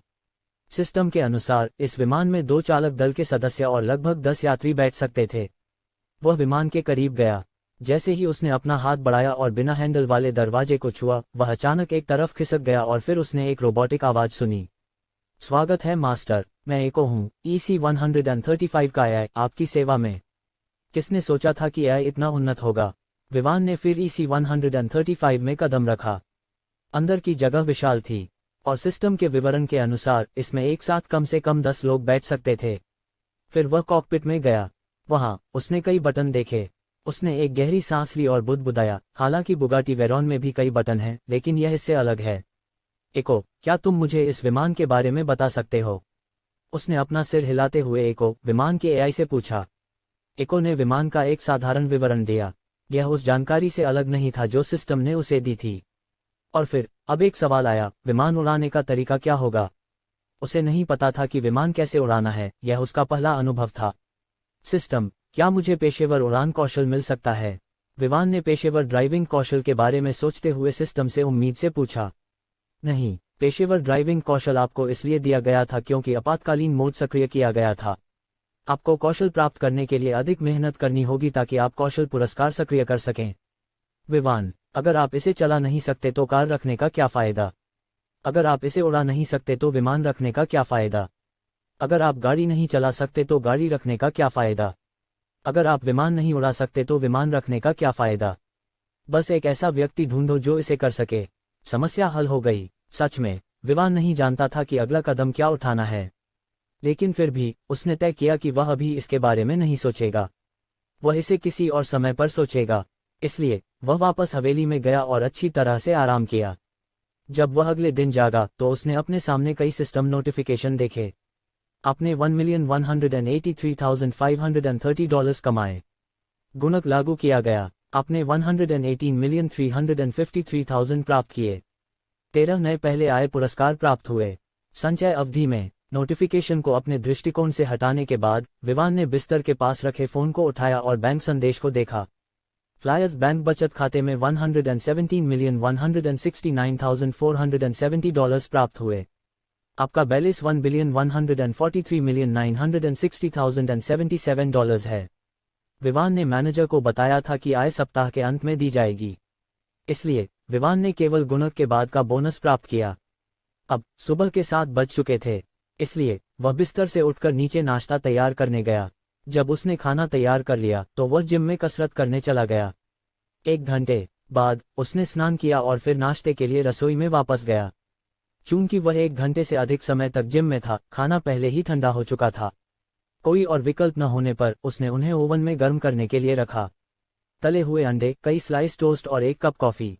इसके बाद उसने होमस्कोप प्रॉपर्टीज लिमिटेड जाने का फैसला किया। वह महल का भुगतान पूरा करना चाहता था। आखिरकार एक अरबपति के पास छोटे कर्ज का क्या काम। वास्तव में यह 20 मिलियन से कम था। उसने एक सफेद शर्ट, एक जोड़ी नेवी ब्लू पैंट, सफेद स्नीकर्स और एक काले चमड़े की जैकेट में खुद को बदल लिया। हवेली से बाहर निकलकर वह गराज में गया। दीवारें अभी भी उठी हुई थीं और कुछ भी नहीं बदला था जब से वह पिछले दिन गया था। स्विच की ओर बढ़ते हुए उसने इसे पलटा और सब कुछ सामान्य हो गया, जैसे सीढ़ियां और रास्ता जमीन में गायब हो गए। गराज में एक बेंटले कॉन्टिनेंटल जीटी, एक सुजुकी और एक बुगाटी वेरॉन खड़ी थी। वर्तमान में बेंटले बेंटायगा उस अपार्टमेंट में खड़ी थी जो उसने जॉर्ज, एग्नेस और चार्ल्स के लिए लिया था। यहां तक कि फ्लेटलाइनर भी वही था। विवान ने बेंटले को बाहर निकाला और सीधे होमस्कोप प्रॉपर्टीज लिमिटेड की ओर बढ़ा। लगभग 30 मिनट में वह उस इमारत में पहुंच गया जहां होमस्कोप प्रॉपर्टीज लिमिटेड स्थित था। कार पार्क करने के बाद वह सीधे अंदर चला गया। विवान की वर्तमान शैली, हालांकि शक्ति का कोई बड़ा प्रदर्शन नहीं था, यह दिखा रही थी कि वह कम से कम कुछ संपत्तियों को खरीदने या किराए पर लेने की क्षमता रखता था। इसलिए जैसे ही वह अंदर गया, एक महिला उसकी ओर बढ़ी। नमस्ते हैंडसम, क्या आप एक घर खरीदना चाहेंगे? महिला ने मुस्कुराते हुए पूछा। मुझे खेद है, लेकिन मैं भुगतान पूरा करने आया हूँ। विवान ने ईमानदारी से उत्तर दिया। उसने भीड़ को देखा और पाया कि जिस महिला ने पहले उसकी देखभाल की थी वह मौजूद नहीं थी, इसलिए वह प्रक्रियाओं को पूरा करने के लिए उस पर निर्भर नहीं हो सकता था। क्या मैं मैनेजर को बुला सकता हूँ? उसने महिला से पूछा। महिला बिल्कुल खुश नहीं थी। आखिरकार उसने सोचा था कि विवान घर खरीदने आया है, इस तरह वह कमीशन कमा सकती थी। किसे पता था कि वह एक छोटे से घर के लिए भुगतान करने आया है जो उसने किस्तों पर लिया था। मुझे खेद है, लेकिन मैनेजर व्यस्त हैं, लड़की ने सपाट स्वर में उत्तर दिया। उसके चेहरे पर वह मुस्कान नहीं थी जो उसे स्वागत करते समय थी। विवान इस तरह के अचानक बदलाव से हैरान था, लेकिन वह मजाक करने के लिए यहाँ नहीं था। वह भुगतान पूरा करने आया था, इससे पहले कि वह जैक्सन एंटरप्राइज के मुख्यालय के लिए एक इमारत की तलाश करे। तो मुझे यहाँ कैसे मदद मिलेगी? विवान ने पूछा। मुझे नहीं पता, शायद कल वापस आओ, लड़की ने उत्तर दिया। उसकी आवाज में थोड़ी चिढ़ थी। विवान ने अपनी भौहें चिढ़ाईं। यह सुबह के करीब 9 बजे थे। मैनेजर सुबह के इस समय में इतनी व्यस्त कैसे हो सकती थी कि वह उसकी भी मदद नहीं कर सकती? क्या आप उसे बता सकती हैं कि मैं यहाँ हूँ? मुझे यकीन है कि वह मुझे देख लेगी, विवान ने पूछा। मुझे खेद है, लेकिन मैं ऐसा नहीं कर सकती, लड़की ने वेहेमेंटली सिर हिलाया। ऐसा लग रहा था कि उनके बीच की बातचीत ने अन्य बिक्री महिलाओं का ध्यान आकर्षित किया है। वर्तमान में उस मंजिल पर केवल कुछ ग्राहक मौजूद थे। 6 बिक्री महिलाएं आईं और उनमें से एक ने पूछा, क्या हो रहा है ग्लोरिया? हन्फ, यह लड़का यहाँ एक छोटे से घर के लिए भुगतान करने आया है जो उसने किस्तों पर लिया था। अब वह कहता है कि वह मैनेजर से मिलना चाहता है। ग्लोरिया ने यह सब डिस्डेन से कहा। विवान हैरान था। यह क्या बकवास है? उसने तो सबसे बड़ा घर खरीदा था और अब उसे बताया जा रहा था कि उसने एक छोटा घर खरीदा है। ओह हैंडसम, जो ग्लोरिया ने कहा वह सही है। वर्तमान में हमारी मैनेजर काफी व्यस्त हैं, इसलिए आपको अगले सप्ताह वापस आना होगा। ग्लोरिया के शब्द सुनकर एक अन्य महिला बोली। विवान चुप रह गया। एक दिन से एक पूरे सप्ताह तक, क्या बड़ा अंतर है। जैसे ही उसने सोचा कि यही सब है, एक और महिला बोली, आपको अगले महीने वापस आना चाहिए, तभी आपको मैनेजर से मिलने का अधिक मौका मिलेगा। नहीं, अगले साल आना बेहतर होगा, इसलिए आपको अब जाना चाहिए। हाँ, अब जाने की कोई जरूरत नहीं है, यहाँ रास्ता रोकने की कोई जरूरत नहीं है। हाँ, यहाँ बहुत अधिक ट्रैफिक है, विवान केवल उन्हें बिना कुछ कहे घूरता रहा। अगले महीने क्या काम कर रही थी सबरीना कि वह उसे एक पूरे सप्ताह के लिए व्यस्त रखेगी। रास्ता रोकना, क्या तुम लोग ही रास्ता नहीं रोक रहे हो? ट्रैफिक, तुम लोग ही मेरे चारों ओर इकट्ठा हो। इसके अलावा पूरी मंजिल लगभग खाली है, तुम लोग क्या कह रहे हो कि यह जगह भीड़भाड़ वाली है? देखकर कि उनकी बातें और भी अजीब होती जा रही हैं, विवान के पास सबरीना को कॉल करने के अलावा कोई विकल्प नहीं था। अन्यथा वह सुनिश्चित नहीं था कि वह इस सब को संभाल सकेगा। आप किसे कॉल कर रहे हैं? एक महिला ने जिज्ञासा से पूछा। मैनेजर को, विवान ने ईमानदारी से उत्तर दिया। महिला ने तिरस्कार से कहा, क्या आपको लगता है कि मैनेजर अपना फ़ोन नंबर किसी को देती है? मुझे दिखाओ कि तुम उसे कॉल कर रहे हो, तुम बस मेरे सामने बड़ाई नहीं कर सकते। विवान ने सिर हिलाया जब उसने देखा कि अन्य महिलाएं बात करने वाली हैं। ऐसा लग रहा था कि ये महिलाएं जो हमेशा एक ग्राहक के लिए लड़ती थीं, वे एकजुट हो गई थीं। खैर, उसने सबरीना को कॉल किया। 2 रिंग में फ़ोन रिसीव किया गया। फिर सबरीना की आश्चर्यचकित और उत्साहित आवाज़ दूसरी तरफ से आई। नमस्ते श्री विवान, आप मुझे क्यों कॉल कर रहे हैं? उसने पूछा। ठीक है, मैं यहाँ भुगतान पूरा करने आया था, लेकिन आपकी स्टाफ सदस्य कह रही हैं कि आप व्यस्त हैं और मुझे अगले साल वापस आना होगा। विवान ने कहा, उसे हाल ही में बताया गया था कि उसे कब वापस आना चाहिए। क्या वे कैसे हिम्मत कर सकते हैं? मुझे खेद है श्री विवान, मैं 1 मिनट में वहां पहुंच रही हूं, सबरीना ने दूसरी ओर से चिल्लाते हुए कहा। विवान ने चीजों की आवाज सुनी और उसने अनुमान लगाया कि सबरीना अपने कार्यालय से भाग रही थी। विवान ने कॉल काट दिया। उसने कुछ नहीं कहने और सबरीना का इंतजार करने का फैसला किया। कहे, उसने आपको क्या कहा? सही है, क्या उसने कहा कि वह हमें निकाल देगी? क्या आपने किसी को मैनेजर होने का नाटक करने के लिए कहा? विवान ने सोचा कि क्या इन महिलाओं ने कुछ दवा ली है जो उन्हें चिढ़ा रही है। इसलिए उसने अपने मुंह को बंद रखने का फैसला किया। उसका चेहरा कोई बदलाव नहीं दिखा रहा था और साथ ही उसने जो कुछ भी वे कह रही थी उसे अनदेखा कर दिया। जब इन महिलाओं ने देखा कि विवान उन्हें अनदेखा कर रहा है तो वे और भी गुस्से में आ गईं। वे चिल्लाने और उसे यहाँ परेशानी पैदा करने के लिए गालियां देने वाली थी जब तेज कदमों की आवाज़ उनके पास आई। इसके बाद एक गुस्से में चिल्लाने वाली आवाज़ आई, आप लोग क्या कर रहे हैं? यह सबरीना की आवाज़ थी। महिलाओं ने जब यह आवाज़ सुनी तो वे चौंकीं। जब उन्होंने देखा कि सबरीना गुस्से में उनके पास आ रही है तो उनके शरीर कांपने लगे। उसने उनमें से कुछ को धक्का दिया और विवान के पास पहुंची। फिर उसने थोड़ा झुककर कहा, मिस्टर विवान, मुझे खेद है कि मैंने आपको इस शर्मनाक स्थिति में दिखाया। महिलाएं अवाक थीं। फिर वे पसीना बहाने लगी और यह जानने की कोशिश करने लगी कि विवान की पहचान क्या है। अगर उनकी मैनेजर को भी झुककर माफ़ी मांगनी पड़ रही है तो वे सिर्फ छोटे समय की बिक्री करने वाली हैं जो उसके सामने चिल्लाने की हिम्मत करें। जब विवान ने देखा कि वह कितनी ईमानदारी से माफ़ी मांग रही है तो उसके पास उसे मुश्किल में डालने का कोई इरादा नहीं था। इसलिए कोई बात नहीं, कुछ बुरा नहीं हुआ। सबरीना ने राहत की सांस ली जब उसने देखा कि विवान गुस्से में नहीं है। उसने उसे और भी अधिक सराहा क्योंकि उसने दूर से सुना था कि महिलाएं विवान का अपमान कर रही थीं और उस पर चिल्ला रही थीं। फिर उसने अपनी नज़रें 6 महिलाओं की ओर घुमाईं। क्या आप जानते हैं कि आपने क्या किया? क्या आप जानते हैं कि वह कौन है? वह है जिसने राजकुमार और राजकुमारी का महल खरीदा, मिस्टर विवान रॉय। सबरीना के शब्द 6 महिलाओं के दिलों में बम की तरह थे। वे केवल विवान को चुपचाप घूरने लगी, यह नहीं जानते हुए कि अब क्या करना है। इस मामले में वे अकेले नहीं थीं क्योंकि दर्शक भी चौकन्ने हो गए थे। इस पल से आप होमस्कोप प्रॉपर्टीज लिमिटेड के स्टाफ का हिस्सा नहीं हैं। तुरंत पैक करें और यहाँ से चले जाएं। सबरीना के शब्द कठोर और निर्णायक थे। उसे अच्छी तरह से पता था कि विवान ऐसा व्यक्ति नहीं है जिसे अपमानित किया जा सके। आखिरकार 30 मिलियन से अधिक का एक महल खरीदना, भले ही यह मूल कीमत नहीं थी, यह दिखाता है कि उसके पास कम से कम 100 मिलियन की संपत्ति होनी चाहिए। जबकि उनकी अधिकांश संपत्ति संपत्तियों के रूप में थी, उस तरल राशि को निकालने के लिए वह निश्चित रूप से एक धनी व्यक्ति होना चाहिए। महिलाएं माफी मांगने की कोशिश कर रही थीं, लेकिन सबरीना ने उनकी एक न सुनी। इसलिए वे विवान से माफी मांगने की कोशिश कर सकती थीं। आखिरकार उनके लिए होमस्कोप प्रॉपर्टीज लिमिटेड जैसी बड़ी रियल एस्टेट एजेंसी में बिक्रीकर्मी के रूप में नौकरी पाना आसान नहीं था। लेकिन चाहे वे कितनी भी मिन्नतें करें, विवान ने उन्हें अनदेखा कर दिया।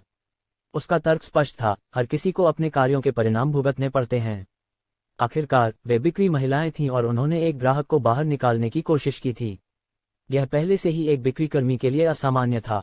यह तो छोड़िए कि उन्होंने उसका अपमान किया, वह उन्हें मुकदमा भी कर सकता था, लेकिन उसके पास ऐसे छोटे मामलों में समय बर्बाद करने का कोई इरादा नहीं था। जब महिलाओं ने देखा कि विवान उन्हें माफ करने का कोई इरादा नहीं रखता तो वे केवल निराशा के साथ वहां से चली गईं। लेकिन जाते समय उन्होंने ग्लोरिया को घूरा। ग्लोरिया, क्या तुमने नहीं कहा था कि उसने बस एक छोटे से घर को किस्तों पर खरीदा है? मुझे नहीं पता था कि वह बड़ा आदमी है। वह साधारण कपड़े पहने हुए है, इसलिए मैंने सोचा कि वह अमीर नहीं है। ग्लोरिया ने धीमी और दोषी आवाज में उत्तर दिया। तुमने अनुमान लगाया। तुमने पहले पूछने के बजाय अनुमान लगाया। तुम्हें देखना होगा कि हम खाने के लिए कैसे जाएंगे। अलिप्सस, मैं शेष राशि एक बार में चुकाऊंगा, विवान ने कहा जब उसने देखा कि अब कोई परेशानी नहीं पैदा कर रहा है। सबरीना फिर से चौंकी। यह जानना जरूरी था कि राजकुमार और राजकुमारी का महल कम से कम $38 मिलियन का था। विवान का वर्तमान बैलेंस $18 मिलियन था। उसने पहले $20 मिलियन की जमा राशि दी थी। अब वह कह रहा था कि वह भुगतान पूरा करने जा रहा है। यह जानना जरूरी था कि विवान ने अनुमान लगाया था कि वह 1 महीने में भुगतान पूरा करेगा, जिसे एक छोटा समय माना गया था। अब 1 सप्ताह भी नहीं हुआ था और वह यहाँ महल का भुगतान पूरा करने आया था। सबरीना उत्साहित और चिंतित थी। उसे आशंका थी कि विवान ने एक बार में भुगतान पूरा करने का निर्णय लिया है ताकि वह उनसे संबंध तोड़ सके। मिस्टर विवान, मुझे उम्मीद है कि आप मेरी अक्षमता को अपने अधीनस्थों को प्रबंधित करने में माफ कर देंगे, सबरीना ने ईमानदारी से कहा। विवान फिर से हैरान था। उसने अपने आप से सोचा, आजकल लोगों का क्या हो गया है? क्या मैंने नहीं कहा कि यह मामला कुछ बड़ा नहीं है? वह मुझ पर ऐसे क्यों देख रही है जैसे मैं उसे सजा देने वाला हूँ? कोई बात नहीं, वास्तव में मैं एक और इमारत खरीदना चाहता था। विवान ने ये शब्द कहते हुए हाथ हिलाया। $1 अरब उसके खाते में होने के कारण वह अब एक कार्यालय भवन खरीदने में सक्षम था। इस तरह मुख्यालय स्थापित किया जा सकेगा। अगर वह यहाँ इमारत प्राप्त कर लेता तो उसे शहर में इमारत खरीदने के लिए दौड़ने की कोई आवश्यकता नहीं होती। विवान के शब्दों ने तुरंत सबरीना का मूड ऊंचा कर दिया, लेकिन वह 6 महिलाओं पर और भी अधिक गुस्से में थी। उन्होंने लगभग एक बड़े ग्राहक को खो दिया था। इस तरफ कृपया। सबरीना ने विवान को शीर्ष मंजिल की ओर ले जाया, जहां उसका कार्यालय था और कई उच्च श्रेणी के महल, विला और इमारतों के मॉडल थे। विवान ने इमारतों को देखा और कहा, मैं शहर में मौजूद सबसे अच्छी इमारत चाहता हूँ। कीमत कोई मायने नहीं रखती, मैं इसे लूंगा। सबरीना ने मीठी मुस्कान के साथ कहा, हम शहर की सबसे अच्छी रियल एस्टेट एजेंसी हैं, इसलिए हमारे पास शहर में बेची या किराए पर दी जाने वाली सबसे अच्छी इमारतें, महल और विला हैं। विवान ने सिर हिलाया। राजकुमार और राजकुमारी का महल इस बात का अच्छा उदाहरण था जो सबरीना कह रही थी। सबरीना ने उसे कई सिफारिशें दी और फिर उसे उत्कृष्ट कृति के पास ले गई। यह एक 30 मंजिला इमारत थी। इसे बिजनेस ओवरलॉर्ड बिल्डिंग के नाम से जाना जाता था। यहाँ मौजूद मॉडल से विवान देख सकता था कि यह जैक्सन एंटरप्राइज के मुख्यालय के रूप में उपयोग करने के लिए पर्याप्त अच्छा था। पार्किंग की जगह पर्याप्त थी। यह सतह की थी। फिर वहाँ एक भूमिगत पार्किंग भी थी। वहाँ 2 अलग अलग प्रकार के लिफ्ट थे, एक जो सभी मंजिलों तक पहुँच सकता था और एक जो शीर्ष मंजिल तक नहीं पहुँच सकता था। इसके अलावा इमारत में एक स्मार्ट सिस्टम स्थापित था। उदाहरण के लिए, एक व्यक्ति को केवल यह कहना होता था कि वह किस मंजिल पर जाना चाहता है और लिफ्ट उसे वहां ले जाएगी। ऑफिस बिल्डिंग शहर के केंद्र में स्थित थी। यह सोमेश्वर सिटी में मौजूद सबसे ऊंची इमारत थी। इसके चारों ओर सबसे ऊंची इमारत केवल 23 मंजिला थी। इमारत के किनारे फर्श से छत तक कांच से ढके हुए थे। ये कठोर कांच में एक विशेष विशेषता थी, कोई अंदर से बाहर देख सकता था लेकिन इसके विपरीत नहीं। विवान ने सिर हिलाया। यह इमारत आधुनिक थी, यही उसे वर्तमान में चाहिए था, इसलिए उसने इसे खरीदने का इरादा किया। वर्तमान में चटर्जी परिवार इसे खरीदने का इरादा रखता है, लेकिन मैं आपको प्राथमिकता दे सकती हूँ क्योंकि उन्होंने अभी तक इसे खरीदने का निर्णय नहीं लिया है। सबरीना ने कहा, मैं इसे अभी ले रहा हूँ। कीमत क्या है? उसकी इमारत पर किसी और की नज़र होने की बात सुनकर विवान ने निर्णय लिया। वह इसे खरीद लेगा इससे पहले कि वे इसे नोटिस करें। इस तरह वह सोमेश्वर सिटी के इस समय के लैंडमार्क माने जाने वाली इमारत को प्राप्त कर सकेगा। इमारत की कुल लागत $700 मिलियन है। इसमें प्रमाण पत्र, दस्तावेज और लाइसेंस की सभी लागतें शामिल हैं। सबरीना ने यह कहते हुए विवान को उम्मीद से देखा। अगर यह कोई और होता, भले ही वे सोमेश्वर सिटी के बड़े 5 में से एक होते, वह इतनी आसानी से कीमत के बारे में बात नहीं करती। वह निश्चित रूप से इमारत की 1 मंजिल की कीमत के बारे में बात करती। लेकिन विवान की पहचान रहस्यमय थी और उसका उपनाम रॉय था, इसलिए उसे पता था कि वह सोमेश्वर सिटी के रॉय परिवार से संबंधित हो सकता है। वह परिवार चटर्जी परिवार से कहीं बड़ा था। अगर वे उस इमारत को खरीदना चाहते तो उन्हें ज्यादा परेशानी नहीं होती। यह इतना महंगा क्यों है? विवान ने पूछा, लेकिन सबरीना ने उसे बीच में ही रोक दिया। महंगा? यह वहां मौजूद उपकरणों और तकनीक के कारण है। इसके अलावा यह सोमेश्वर सिटी का लैंडमार्क है। कोई भी व्यक्ति जो वहां अपना व्यवसाय स्थापित करेगा, उसकी प्रतिष्ठा बढ़ जाएगी। सबरीना ने कहा। हालांकि उसकी आंखों में हल्की सी चमक कम हो गई। मैं कहना चाहता था कि यह मेरी अपेक्षा से काफी सस्ता है। विवान ने सही किया। इस कीमत ने विवान को बहुत चौंका दिया। उसने उम्मीद की थी कि ऐसी इमारत की कीमत कम से कम 1 अरब होगी। किसे पता था कि यह केवल आधे अरब से थोड़ा अधिक थी। आह! सबरीना का मुंह खुला रह गया और उसकी आंखें बाहर निकल आईं। उसे इस स्थिति में प्रतिक्रिया करने का तरीका नहीं पता था। यह जानना जरूरी था कि एक कार्यालय भवन महल से अधिक महंगा होता है। आखिरकार कार्यालय का वाणिज्यिक मूल्य महल से अधिक होता है। यही कारण था कि राजकुमार और राजकुमारी का महल भले ही इसकी स्तर के अनुसार महंगा नहीं था, लेकिन इसका वाणिज्यिक मूल्य एक कार्यालय भवन से कम था। हालांकि इसे किराए पर लिया जा सकता था, लेकिन जो लोग ऐसे महल को किराए पर ले सकते थे वे शहर में बहुत कम थे। दोनों के लिए पूर्ण भुगतान, महल और कार्यालय भवन। यहाँ है कार्ड। विवान ने अपना कार्ड देते हुए कहा। सबरीना ने विवान को अविश्वास से घूरते हुए अपने होश खो दिए। उसने सामान्य कार्ड को देखा और सोचा, वह कितना अमीर है कि इतनी बड़ी राशि एक सामान्य कार्ड में रखी गई है। यह जानना जरूरी था कि एक बैंक में विभिन्न प्रकार के कार्ड होते हैं। सामान्य कार्ड जो कोई भी उपयोग कर सकता है जब तक कि उनके पास बैंक में बचत हो। फिर वहाँ वीआईपी कार्ड होते हैं जो केवल तभी दिए जाते हैं जब खाते में एक निश्चित राशि जमा की जाती है। लेकिन फिर भी वीआईपी कार्ड के विभिन्न स्तर होते हैं।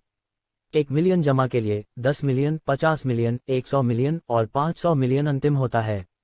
जहां तक विवान का सवाल है, जो एक बार में $718 मिलियन खर्च कर रहा था, उसके पास $500 मिलियन से अधिक की जमा राशि होनी चाहिए।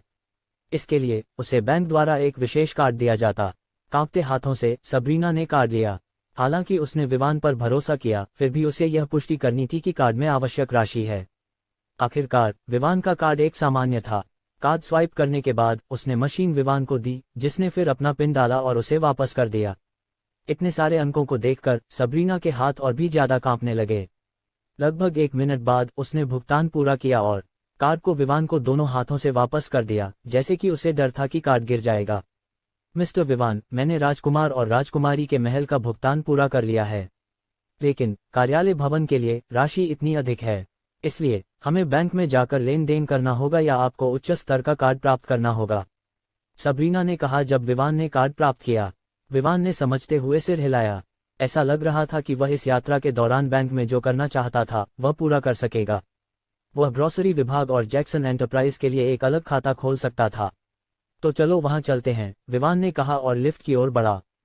सबरीना ने नजदीकी से उसका अनुसरण किया। विवान के बैलेंस को देखकर उसे और भी अधिक सम्मान दिया।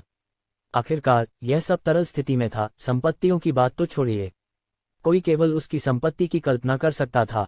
बिल्डिंग से बाहर निकलते समय कई बिक्रीकर्मियों और कुछ ग्राहकों की नजरों के बीच, जिन्होंने देखा था कि क्या हुआ लेकिन अभी तक नहीं गए थे, विवान और सबरीना ने विवान की बेंटले कॉन्टिनेंटल जीटी में सवार हो गए। हालांकि सबरीना के पास भी एक कार थी, लेकिन उसकी कीमत केवल लगभग 4 मिलियन थी। दूसरी ओर विवान की कार की कीमत $7 मिलियन थी। बेंटले चलाते हुए विवान फ्लायर्स बैंक की ओर बढ़ा। लगभग 15 मिनट में वे बैंक पहुंच गए। अन्य व्यवसायों के विपरीत बैंक काफी अलग थलग था। ऐसा लग रहा था जैसे बैंक की इमारत का अपना ही स्थान है। यह इमारत काफी बड़ी थी और यह 7 मंजिला थी। जब विवान ने इमारत को देखा तो वह सोचने लगा, इस बड़ी इमारत का क्या फायदा है? ऐसा नहीं है कि वे यहाँ सभी जमा पैसे रख रहे हैं, है ना? उसने अपना खाता क्रिस्टल सिटी में खोला था। वहाँ की बैंक की इमारत यहाँ की तुलना में और भी बड़ी थी। यह एक 10 मंजिला इमारत थी। उसके अनुसार अधिकांश जमा पैसे मुख्यालय में ले जाए जाते थे, जहाँ सुरक्षा अधिक होती थी। जब उसने अपना खाता खोला तो विवान ने इस बैंक को चुना था। इसका कारण सरल था, उसे पता था कि इस बैंक के स्तर के साथ यह कुछ ऐसा नहीं था जिस पर रॉय परिवार का हाथ हो। आखिरकार फ्लायर्स बैंक एक राष्ट्रीय स्तर का बैंक था। इसकी प्रतिष्ठा इतनी ऊंची थी कि रॉय परिवार इसका प्रभाव नहीं डाल सकता था। दूसरे शब्दों में, चाहे रॉय परिवार कुछ भी करे, वे उसके खातों को फ्रीज नहीं कर सकते थे जैसे कि वे छोटे बैंकों के साथ कर सकते थे। क्या तुम जानती हो कि वे सेवा उद्योग होते हुए इतनी बड़ी इमारत का उपयोग क्यों करते हैं? विवान ने सबरीना से पूछा जब वे बैंक की इमारत में प्रवेश कर रहे थे। सबरीना ने विवान की ओर एक पल के लिए देखा और फिर जवाब दिया, इसका अधिकांश हिस्सा उनकी प्रतिष्ठा को प्रदर्शित करने के लिए है कि वे एक बड़े बैंक हैं। आखिरकार इतनी बड़ी बैंक की शाखा एक छोटे से कंपनी के साथ एक मंजिल साझा नहीं कर सकती, है ना? विवान ने समझते हुए सिर हिलाया। आखिरकार वह अपनी कंपनी को एक मंजिल का मालिक नहीं बनने देगा। नहीं, वह एक पूरी इमारत खरीदेगा, लेकिन प्रत्येक विभाग के पास अपनी खुद की मंजिल होगी। लेकिन उसके मुकाबले जो विभिन्न उद्योगों में जाने वाला था, फ्लायर्स बैंक बहुत बड़ा चढ़ाकर पेश कर रहा था। क्यों न एक 3 या शायद 4 मंजिला इमारत ले ली जाए? खैर, यह उसकी यहाँ मौजूदगी के कारण को प्रभावित नहीं करने वाला था। बैंक के लॉबी क्षेत्र में प्रवेश करने के बाद उसने देखा कि बैंक पहले से ही व्यस्त था। सुबह के 9 बज चुके थे और व्यवसाय पहले से ही खुल चुके थे। काउंटर की खिड़कियों पर लंबी कतारें और पहले से भरी हुई लॉबी को देखकर विवान ने सिर हिलाया। ये लोग निश्चित रूप से व्यस्त हैं, उसने अपने आप से सोचा। फिर उसने सबरीना को लिफ्ट की ओर ले जाया। बटन दबाने के बाद उसने पाया कि यह नहीं खुल रही थी। फिर उसने देखा कि यह चल रही थी, इसलिए उसने इंतजार करने का फैसला किया। डिंग। कुछ ही समय बाद लिफ्ट का दरवाजा खुल गया। विवान और सबरीना अंदर जाने के लिए तैयार थे जब व्यक्ति बाहर आया। लेकिन जब विवान ने खुली लिफ्ट के अंदर देखा तो उसकी नीली आंखें एक जोड़ी हरी आंखों से मिल गईं। और फिर ऐसा लगा जैसे समय थम गया हो। विवान उन परिचित हरी आंखों में खो गया जिनके बारे में वह हमेशा सोचता या सपने देखता था। अब जब वह उन्हें देख रहा था, उसका दिल एक पल के लिए धड़क गया। जैसे ही अन्य लोग लिफ्ट से बाहर निकले और अन्य लोग अंदर आए, विवान वहीं खड़ा रहा और उस सुंदरता को देखता रहा। यह वही लड़की थी जिसे उसने सरकारी इमारत में पहले देखा था। वह अभी भी उस समय उसे अपने हाथों में पकड़ने की भावना को याद कर सकता था। वह अभी भी उस विशेष सुगंध को याद कर सकता था जो उसने तब छोड़ी थी। विवान अकेला नहीं था जिसने अपनी सभी गतिविधियां रोक दी और दूसरी ओर देखा। लड़की भी उसे देख रही थी। वह बिल्कुल भी नहीं हिल रही थी। Ellipsis dot. सान्या की पाव। आज हम फ्लायर्स बैंक आए थे एक व्यवसाय खाता खोलने के लिए। मैं अपनी एक दोस्त की मदद करने जा रही थी जो विदेश से वापस आने से पहले एक व्यवसाय स्थापित कर रही थी। इस दिन जब हम प्रक्रियाओं को पूरा कर चुके थे तो जाने का समय था। चूंकि व्यवसाय खाता एक वीआईपी खाता था, मुझे आश्वासन दिया गया था कि व्यवसाय लेन देन में कोई देरी नहीं होगी। लिफ्ट में चढ़ने के बाद वहां 5 अन्य लोग थे। मैंने दामिनी, अपनी व्यक्तिगत असिस्टेंट की ओर देखा। वह मुझसे कुछ साल बड़ी थी और जब मैं व्यवसाय में आई थी तब से काम कर रही थी। उसने मेरी मां के अधीन काम किया था और उससे बहुत कुछ सीखा था।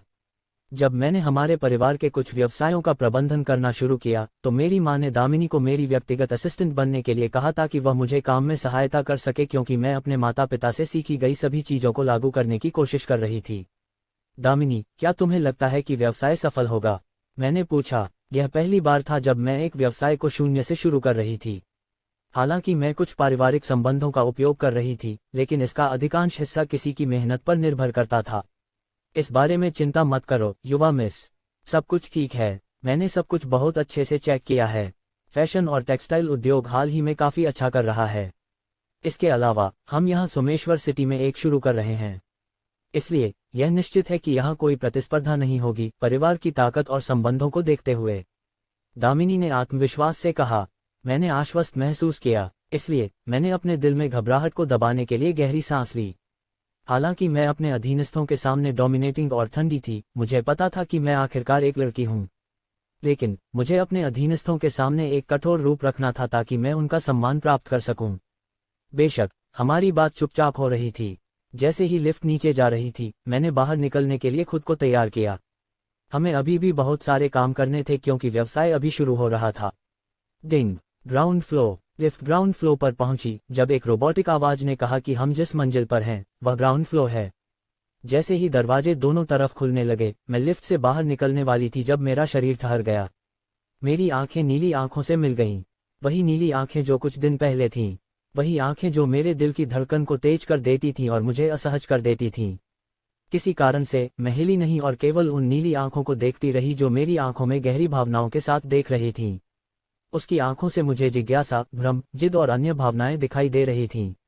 मुझे इस स्थिति में क्या करना है यह नहीं पता था क्योंकि मेरा मन खाली था। सब कुछ इन आंखों के अलावा धुंधला हो गया था। किसी कारण से ये नीली आंखें परिचित थीं। मुझे यकीन है कि सरकारी इमारत के अलावा मैंने इस अनोखे और हैंडसम आदमी से कहीं और नहीं मिला। खैर, मुझे यकीन नहीं था कि वह एक आदमी है या एक युवा। उसकी उपस्थिति से उसे मेरी उम्र के आसपास होना चाहिए। जैसे ही मैं उसकी आंखों में देखती रही, मुझे लगा कि कोई मुझे हिला रहा है। जब मैं अपनी सेंस में वापस आई और उसकी आंखों से अपनी नजरें हटा ली तो मैंने दामिनी को देखा जो मुझे चिंता और संदेह से देख रही थी। मैंने देखा कि वह लिफ्ट में असहिष्णु लोगों की ओर इशारा कर रही थी। हमें लिफ्ट से बाहर निकलना था, इसलिए दामिनी ने दरवाजे को बंद होने से रोक दिया। लिफ्ट केवल तब चल सकती थी जब दरवाजे बंद होते। चूंकि फ्लायर्स बैंक में आने वाले लगभग हर व्यक्ति व्यस्त होते थे, वे इंतजार करते करते असहिष्णु हो रहे थे। मैं कुछ कहने से पहले ही दामिनी ने मुझे खींच लिया। संयोगवश या नहीं, जैसे ही दामिनी मुझे लिफ्ट से खींच रही थी, मैं फिर से उससे टकरा गई। जब मैं गिरने वाली थी, मैंने महसूस किया कि उसकी बाहें मेरी कमर के चारों ओर लिपटी हुई थीं। अगर यह कोई और होता, कोई और आदमी जो मेरी कमर को पकड़ रहा होता, तो मैं पहले ही उस पर चिल्ला देती। लेकिन उसकी मजबूत बाहों में सभी प्रतिरोध खत्म हो गए। मैं बिल्कुल भी प्रतिक्रिया नहीं कर सकी और केवल उसकी गहरी नीली आंखों में देखती रही। मैं बस उन आंखों में डूबने ही वाली थी जब दामिनी ने मुझे खींच लिया, मुझे उसकी बाहों से और मेरी तंद्रा से बाहर खींच लिया। मैंने अपना सिर हिलाया जब दामिनी ने मुझे चिंतित नजरों से देखा। मैं अनजाने में बंद होती लिफ्ट की ओर एक नज़र डालने के लिए मजबूर हुई। जब हम अपनी गुलाबी डैमिनी में पार्किंग लॉट में पहुंचे तो दामिनी ने मुझसे पूछा, क्या हो रहा है युवा मिस? मुझे नहीं पता, किसी कारण से उस व्यक्ति के सामने, मुझे नहीं पता क्यों मैं अपनी कंपोजर खो देती हूँ, मैंने ईमानदारी से उत्तर दिया। दामिनी ने मुझे संदेह से देखा। उसने पूछा, क्या तुम सुनिश्चित हो कि तुम उससे पहले कभी नहीं मिली? आखिरकार यह पहली बार नहीं है जब तुमने इस तरह प्रतिक्रिया दी है। पिछले बार जब हम मिले थे तुम दोनों एक दूसरे की आंखों में खो गई थीं।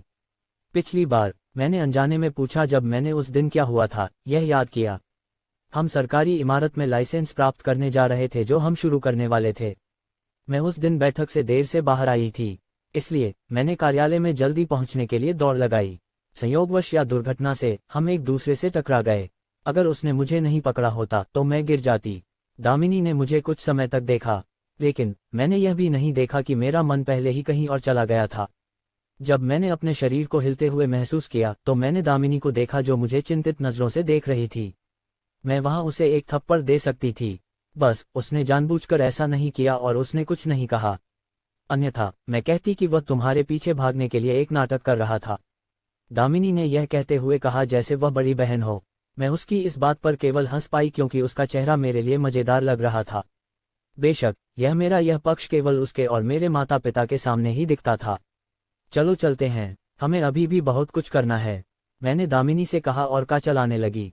नोट: नमस्ते, मुझे पता है कि कुछ लोग पिछले एपिसोड्स में रोमांस की कमी के कारण अधीर हो रहे थे। खैर, यहाँ हम हैं, रोमांस यहाँ है। आगे के एपिसोड्स में और भी दिलचस्प भागों के लिए तैयार रहें। वैसे स्टोरी का समर्थन करना न भूलें। अगर हमें रैंकिंग में अच्छा स्थान मिलता है तो मैं निश्चित रूप से अतिरिक्त बोनस अध्याय देने का प्रयास करूंगा। जब विवान लिफ्ट में चढ़ा तो उसके विचार अभी भी बेतरतीब थे, और यह सबरीना ने नोटिस किया, लेकिन उसने एक शब्द भी नहीं कहा। हालांकि इसका मतलब यह नहीं था कि वह इसके बारे में जिज्ञासु नहीं थी। यह पहली बार था जब उसने विवान के चेहरे पर इतनी बदलाव देखा था। राजकुमार और राजकुमारी के महल ने भी उसे इतना बदलते नहीं देखा। जब वह उसे महलों के बारे में दिखा रही थी तब भी उसने उसे खुश होकर मुस्कुराते नहीं देखा। लेकिन जो चीज उसे सबसे ज्यादा जिज्ञासु बना रही थी वह यह थी कि दोनों की प्रतिक्रियाएं एक जैसी थीं। वे एक दूसरे को देखने के लिए रुक गए थे। उसके अनुसार दोनों के बीच कम से कम एक इतिहास होना चाहिए। जैसे जैसे उसके विचार आगे बढ़े वे 7 मंजिला इमारत की शीर्ष मंजिल पर पहुंच गए। बेशक लिफ्ट ने कुछ मंजिलों पर रुककर उन लोगों को बाहर जाने दिया जो उस विशेष मंजिल पर जा रहे थे। डिंग! 7वीं मंजिल। लिफ्ट के साउंड सिस्टम की आवाज ने दोनों को उनके विचारों से बाहर निकाल दिया। उस क्षण वे लिफ्ट में केवल 2 ही थे। जब वे लिफ्ट से बाहर निकले तो उन्हें एक असामान्य सेटिंग का सामना करना पड़ा। वहां एक खुला स्थान और एक लॉबी थी। इसके अंत में एक डेस्क थी जहां एक महिला थी जो अपनी मध्य 20 की उम्र में लग रही थी। डेस्क के सामने एक पट्टिका थी जिस पर सेक्रेटरी लिखा था। उसके पीछे एक दरवाजा था जो एक कार्यालय की ओर जाता था। दरवाजा वर्तमान में बंद था। इसके अलावा वहां कुछ और नहीं था जो वे देख सकते थे, केवल सामान्य सजावट और पानी का डिस्पेंसर। फ्रंट डेस्क पर पहुंचकर विवान सीधे मुद्दे पर गया। नमस्ते, मैं अपना कार्ड अपग्रेड करना चाहता हूं। यह कहते हुए उसने अपना कार्ड निकाला और उसे डेस्क के पीछे बैठी महिला को सौंप दिया। महिला ने कार्ड को देखा और फिर अपनी नजरें विवान पर डाल दीं। विवान के कपड़ों पर कोई ब्रांड नहीं था। इसका मतलब था कि वह जो कपड़े पहन रहा था वे स्टॉल से थे। हालांकि वह इस पर संदेह कर रही थी, उसने पहले पुष्टि करने का फैसला किया। आखिरकार इन अमीर लोगों की अलग अलग पसंद होती है। जहां तक उसके बगल में बैठी महिला की बात है, हालांकि वह ब्रांडेड कपड़े पहन रही थी, वे इतने महंगे नहीं थे। इससे यह संकेत मिलता था कि वह इतनी अमीर नहीं थी। लेकिन जो चीज उसे विवान के प्रति गंभीर बनाती थी वह यह थी कि ब्रांडेड कपड़े पहनने वाली महिला उसके प्रति सम्मानजनक थी, केवल अपनी अभिव्यक्ति से। कुछ समय तक अपने कंप्यूटर की कीबोर्ड पर टाइप करने के बाद उसने विवान से उसकी आईडी मांगी। उसे लेने के बाद उसने बिना कुछ कहे टाइप करना जारी रखा। लगभग 1 मिनट बाद उसने सिर उठाया और विवान को अविश्वास से देखा। यह पहली बार था जब उसने एक सामान्य बैंक कार्ड में इतनी लंबी संख्या देखी थी। बेशक, क्रेडिट कार्ड, क्या कुछ गलत है? विवान ने पूछा जब उसने देखा कि महिला बस उसे घूर रही है और कुछ नहीं कह रही। सबरीना ने सचिव की अभिव्यक्ति को देखकर अपनी हंसी को रोक लिया। उसे पता था कि यह कितना चौंकाने वाला था। आखिरकार, यह $1 अरब की तरलता थी। इतनी बड़ी राशि आमतौर पर वीआईपी स्तर के कार्ड में होती है, लेकिन यहाँ यह था, फ्लायर्स बैंक में सबसे निचले स्तर के कार्ड में। अहेम, इसके लिए मुझे खेद है। सचिव ने जल्दी से माफी मांगी क्योंकि उसका व्यवहार लगभग 180 डिग्री बदल गया। अब वह विवान के प्रति पहले से अधिक सम्मानजनक थी। मैं 1 या 2 मिनट में प्रक्रियाएं पूरी कर दूंगी। कृपया आप इस फॉर्म को भर सकते हैं जबकि मैं मैनेजर को इसके बारे में सूचित करती हूँ। उसने विवान को एक फॉर्म देते हुए कहा। विवान ने फॉर्म प्राप्त किया और मंजिल के लॉबी क्षेत्र में पीछे हट गया। उसने टेबल पर रखे पेन को उठाया, कैप हटाई और फॉर्म पर विवरण भरना शुरू किया।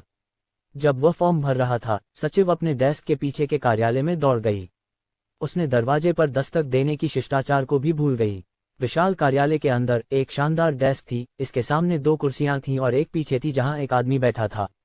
डेस्क के पीछे एक और दरवाजा था जो एक और कमरे की ओर जाता था। जैसे ही आदमी ने दरवाजा खुलने और तेज कदमों की आवाज सुनी, उसने अपना सिर उठाया जो वर्तमान में कंप्यूटर स्क्रीन पर ध्यान केंद्रित कर रहा था। उसने उत्तेजित सचिव को देखकर भौहें चिढ़ाईं। क्या हुआ, मिस आइवी? उसने गहरी आवाज में पूछा जो असंतोष से भरी थी। आवाज और लहजे को सुनकर सचिव आइवी ने अपनी गलती का एहसास किया। उसने जल्दी से माफी मांगी। मुझे खेद है, मिस्टर हामन। मैं इतनी उत्तेजित थी कि मैंने अपनी शिष्टाचार को भूल गई। हामन एक आदमी था जो अपनी 40 के दशक के अंत में था, 50 के करीब। लेकिन कोई देख सकता था कि उसके छोटे काले बालों में छोटे भूरे बालों की लकीरें थीं जो पीछे की ओर कंघी की गई थीं। उसकी आभा अधिकारपूर्ण थी। वह एक ऐसा व्यक्ति था जो शक्ति में रहने का आदी था। उसने पूछा, शांत हो जाओ और मुझे बताओ कि क्या हुआ। मिस्टर हामन, वहाँ एक युवा है जिसके पास एक बैंक कार्ड है जिसमें $1 अरब से अधिक की जमा राशि है। उसने जल्दी से जवाब दिया, यह सुनिश्चित करते हुए कि अरब शब्द पर जोर दे। इसमें उत्तेजित होने की क्या बात है? यह तो बस 1 मिलियन है। कितने मिलियन रोजाना जमा होते हैं? हामन ने अपने हाथ को लहराते हुए कहा और फिर से स्क्रीन पर ध्यान केंद्रित कर लिया। आइवी चुप रह गई। उसने फिर सोचा, क्या मैंने अरब शब्द पर पर्याप्त जोर नहीं दिया? या क्या मैनेजर ध्यान नहीं दे रहा है? जैसे ही वह उसे सही करने वाली थी, हामन का चेहरा अचानक बदल गया जब आइवी के कहे शब्द उसके मन में पूरी तरह से रजिस्टर हुए। वह अपने पैरों पर कूद गया जिससे आइवी डर गई। यह दूसरी बार था जब हामन ने अपनी सामान्य स्थिति से बाहर प्रतिक्रिया दी थी। पहली बार ज्यादा समय नहीं हुआ था, बस लगभग 5 मिनट पहले जब वह महिला और उसकी सहायक आई थीं।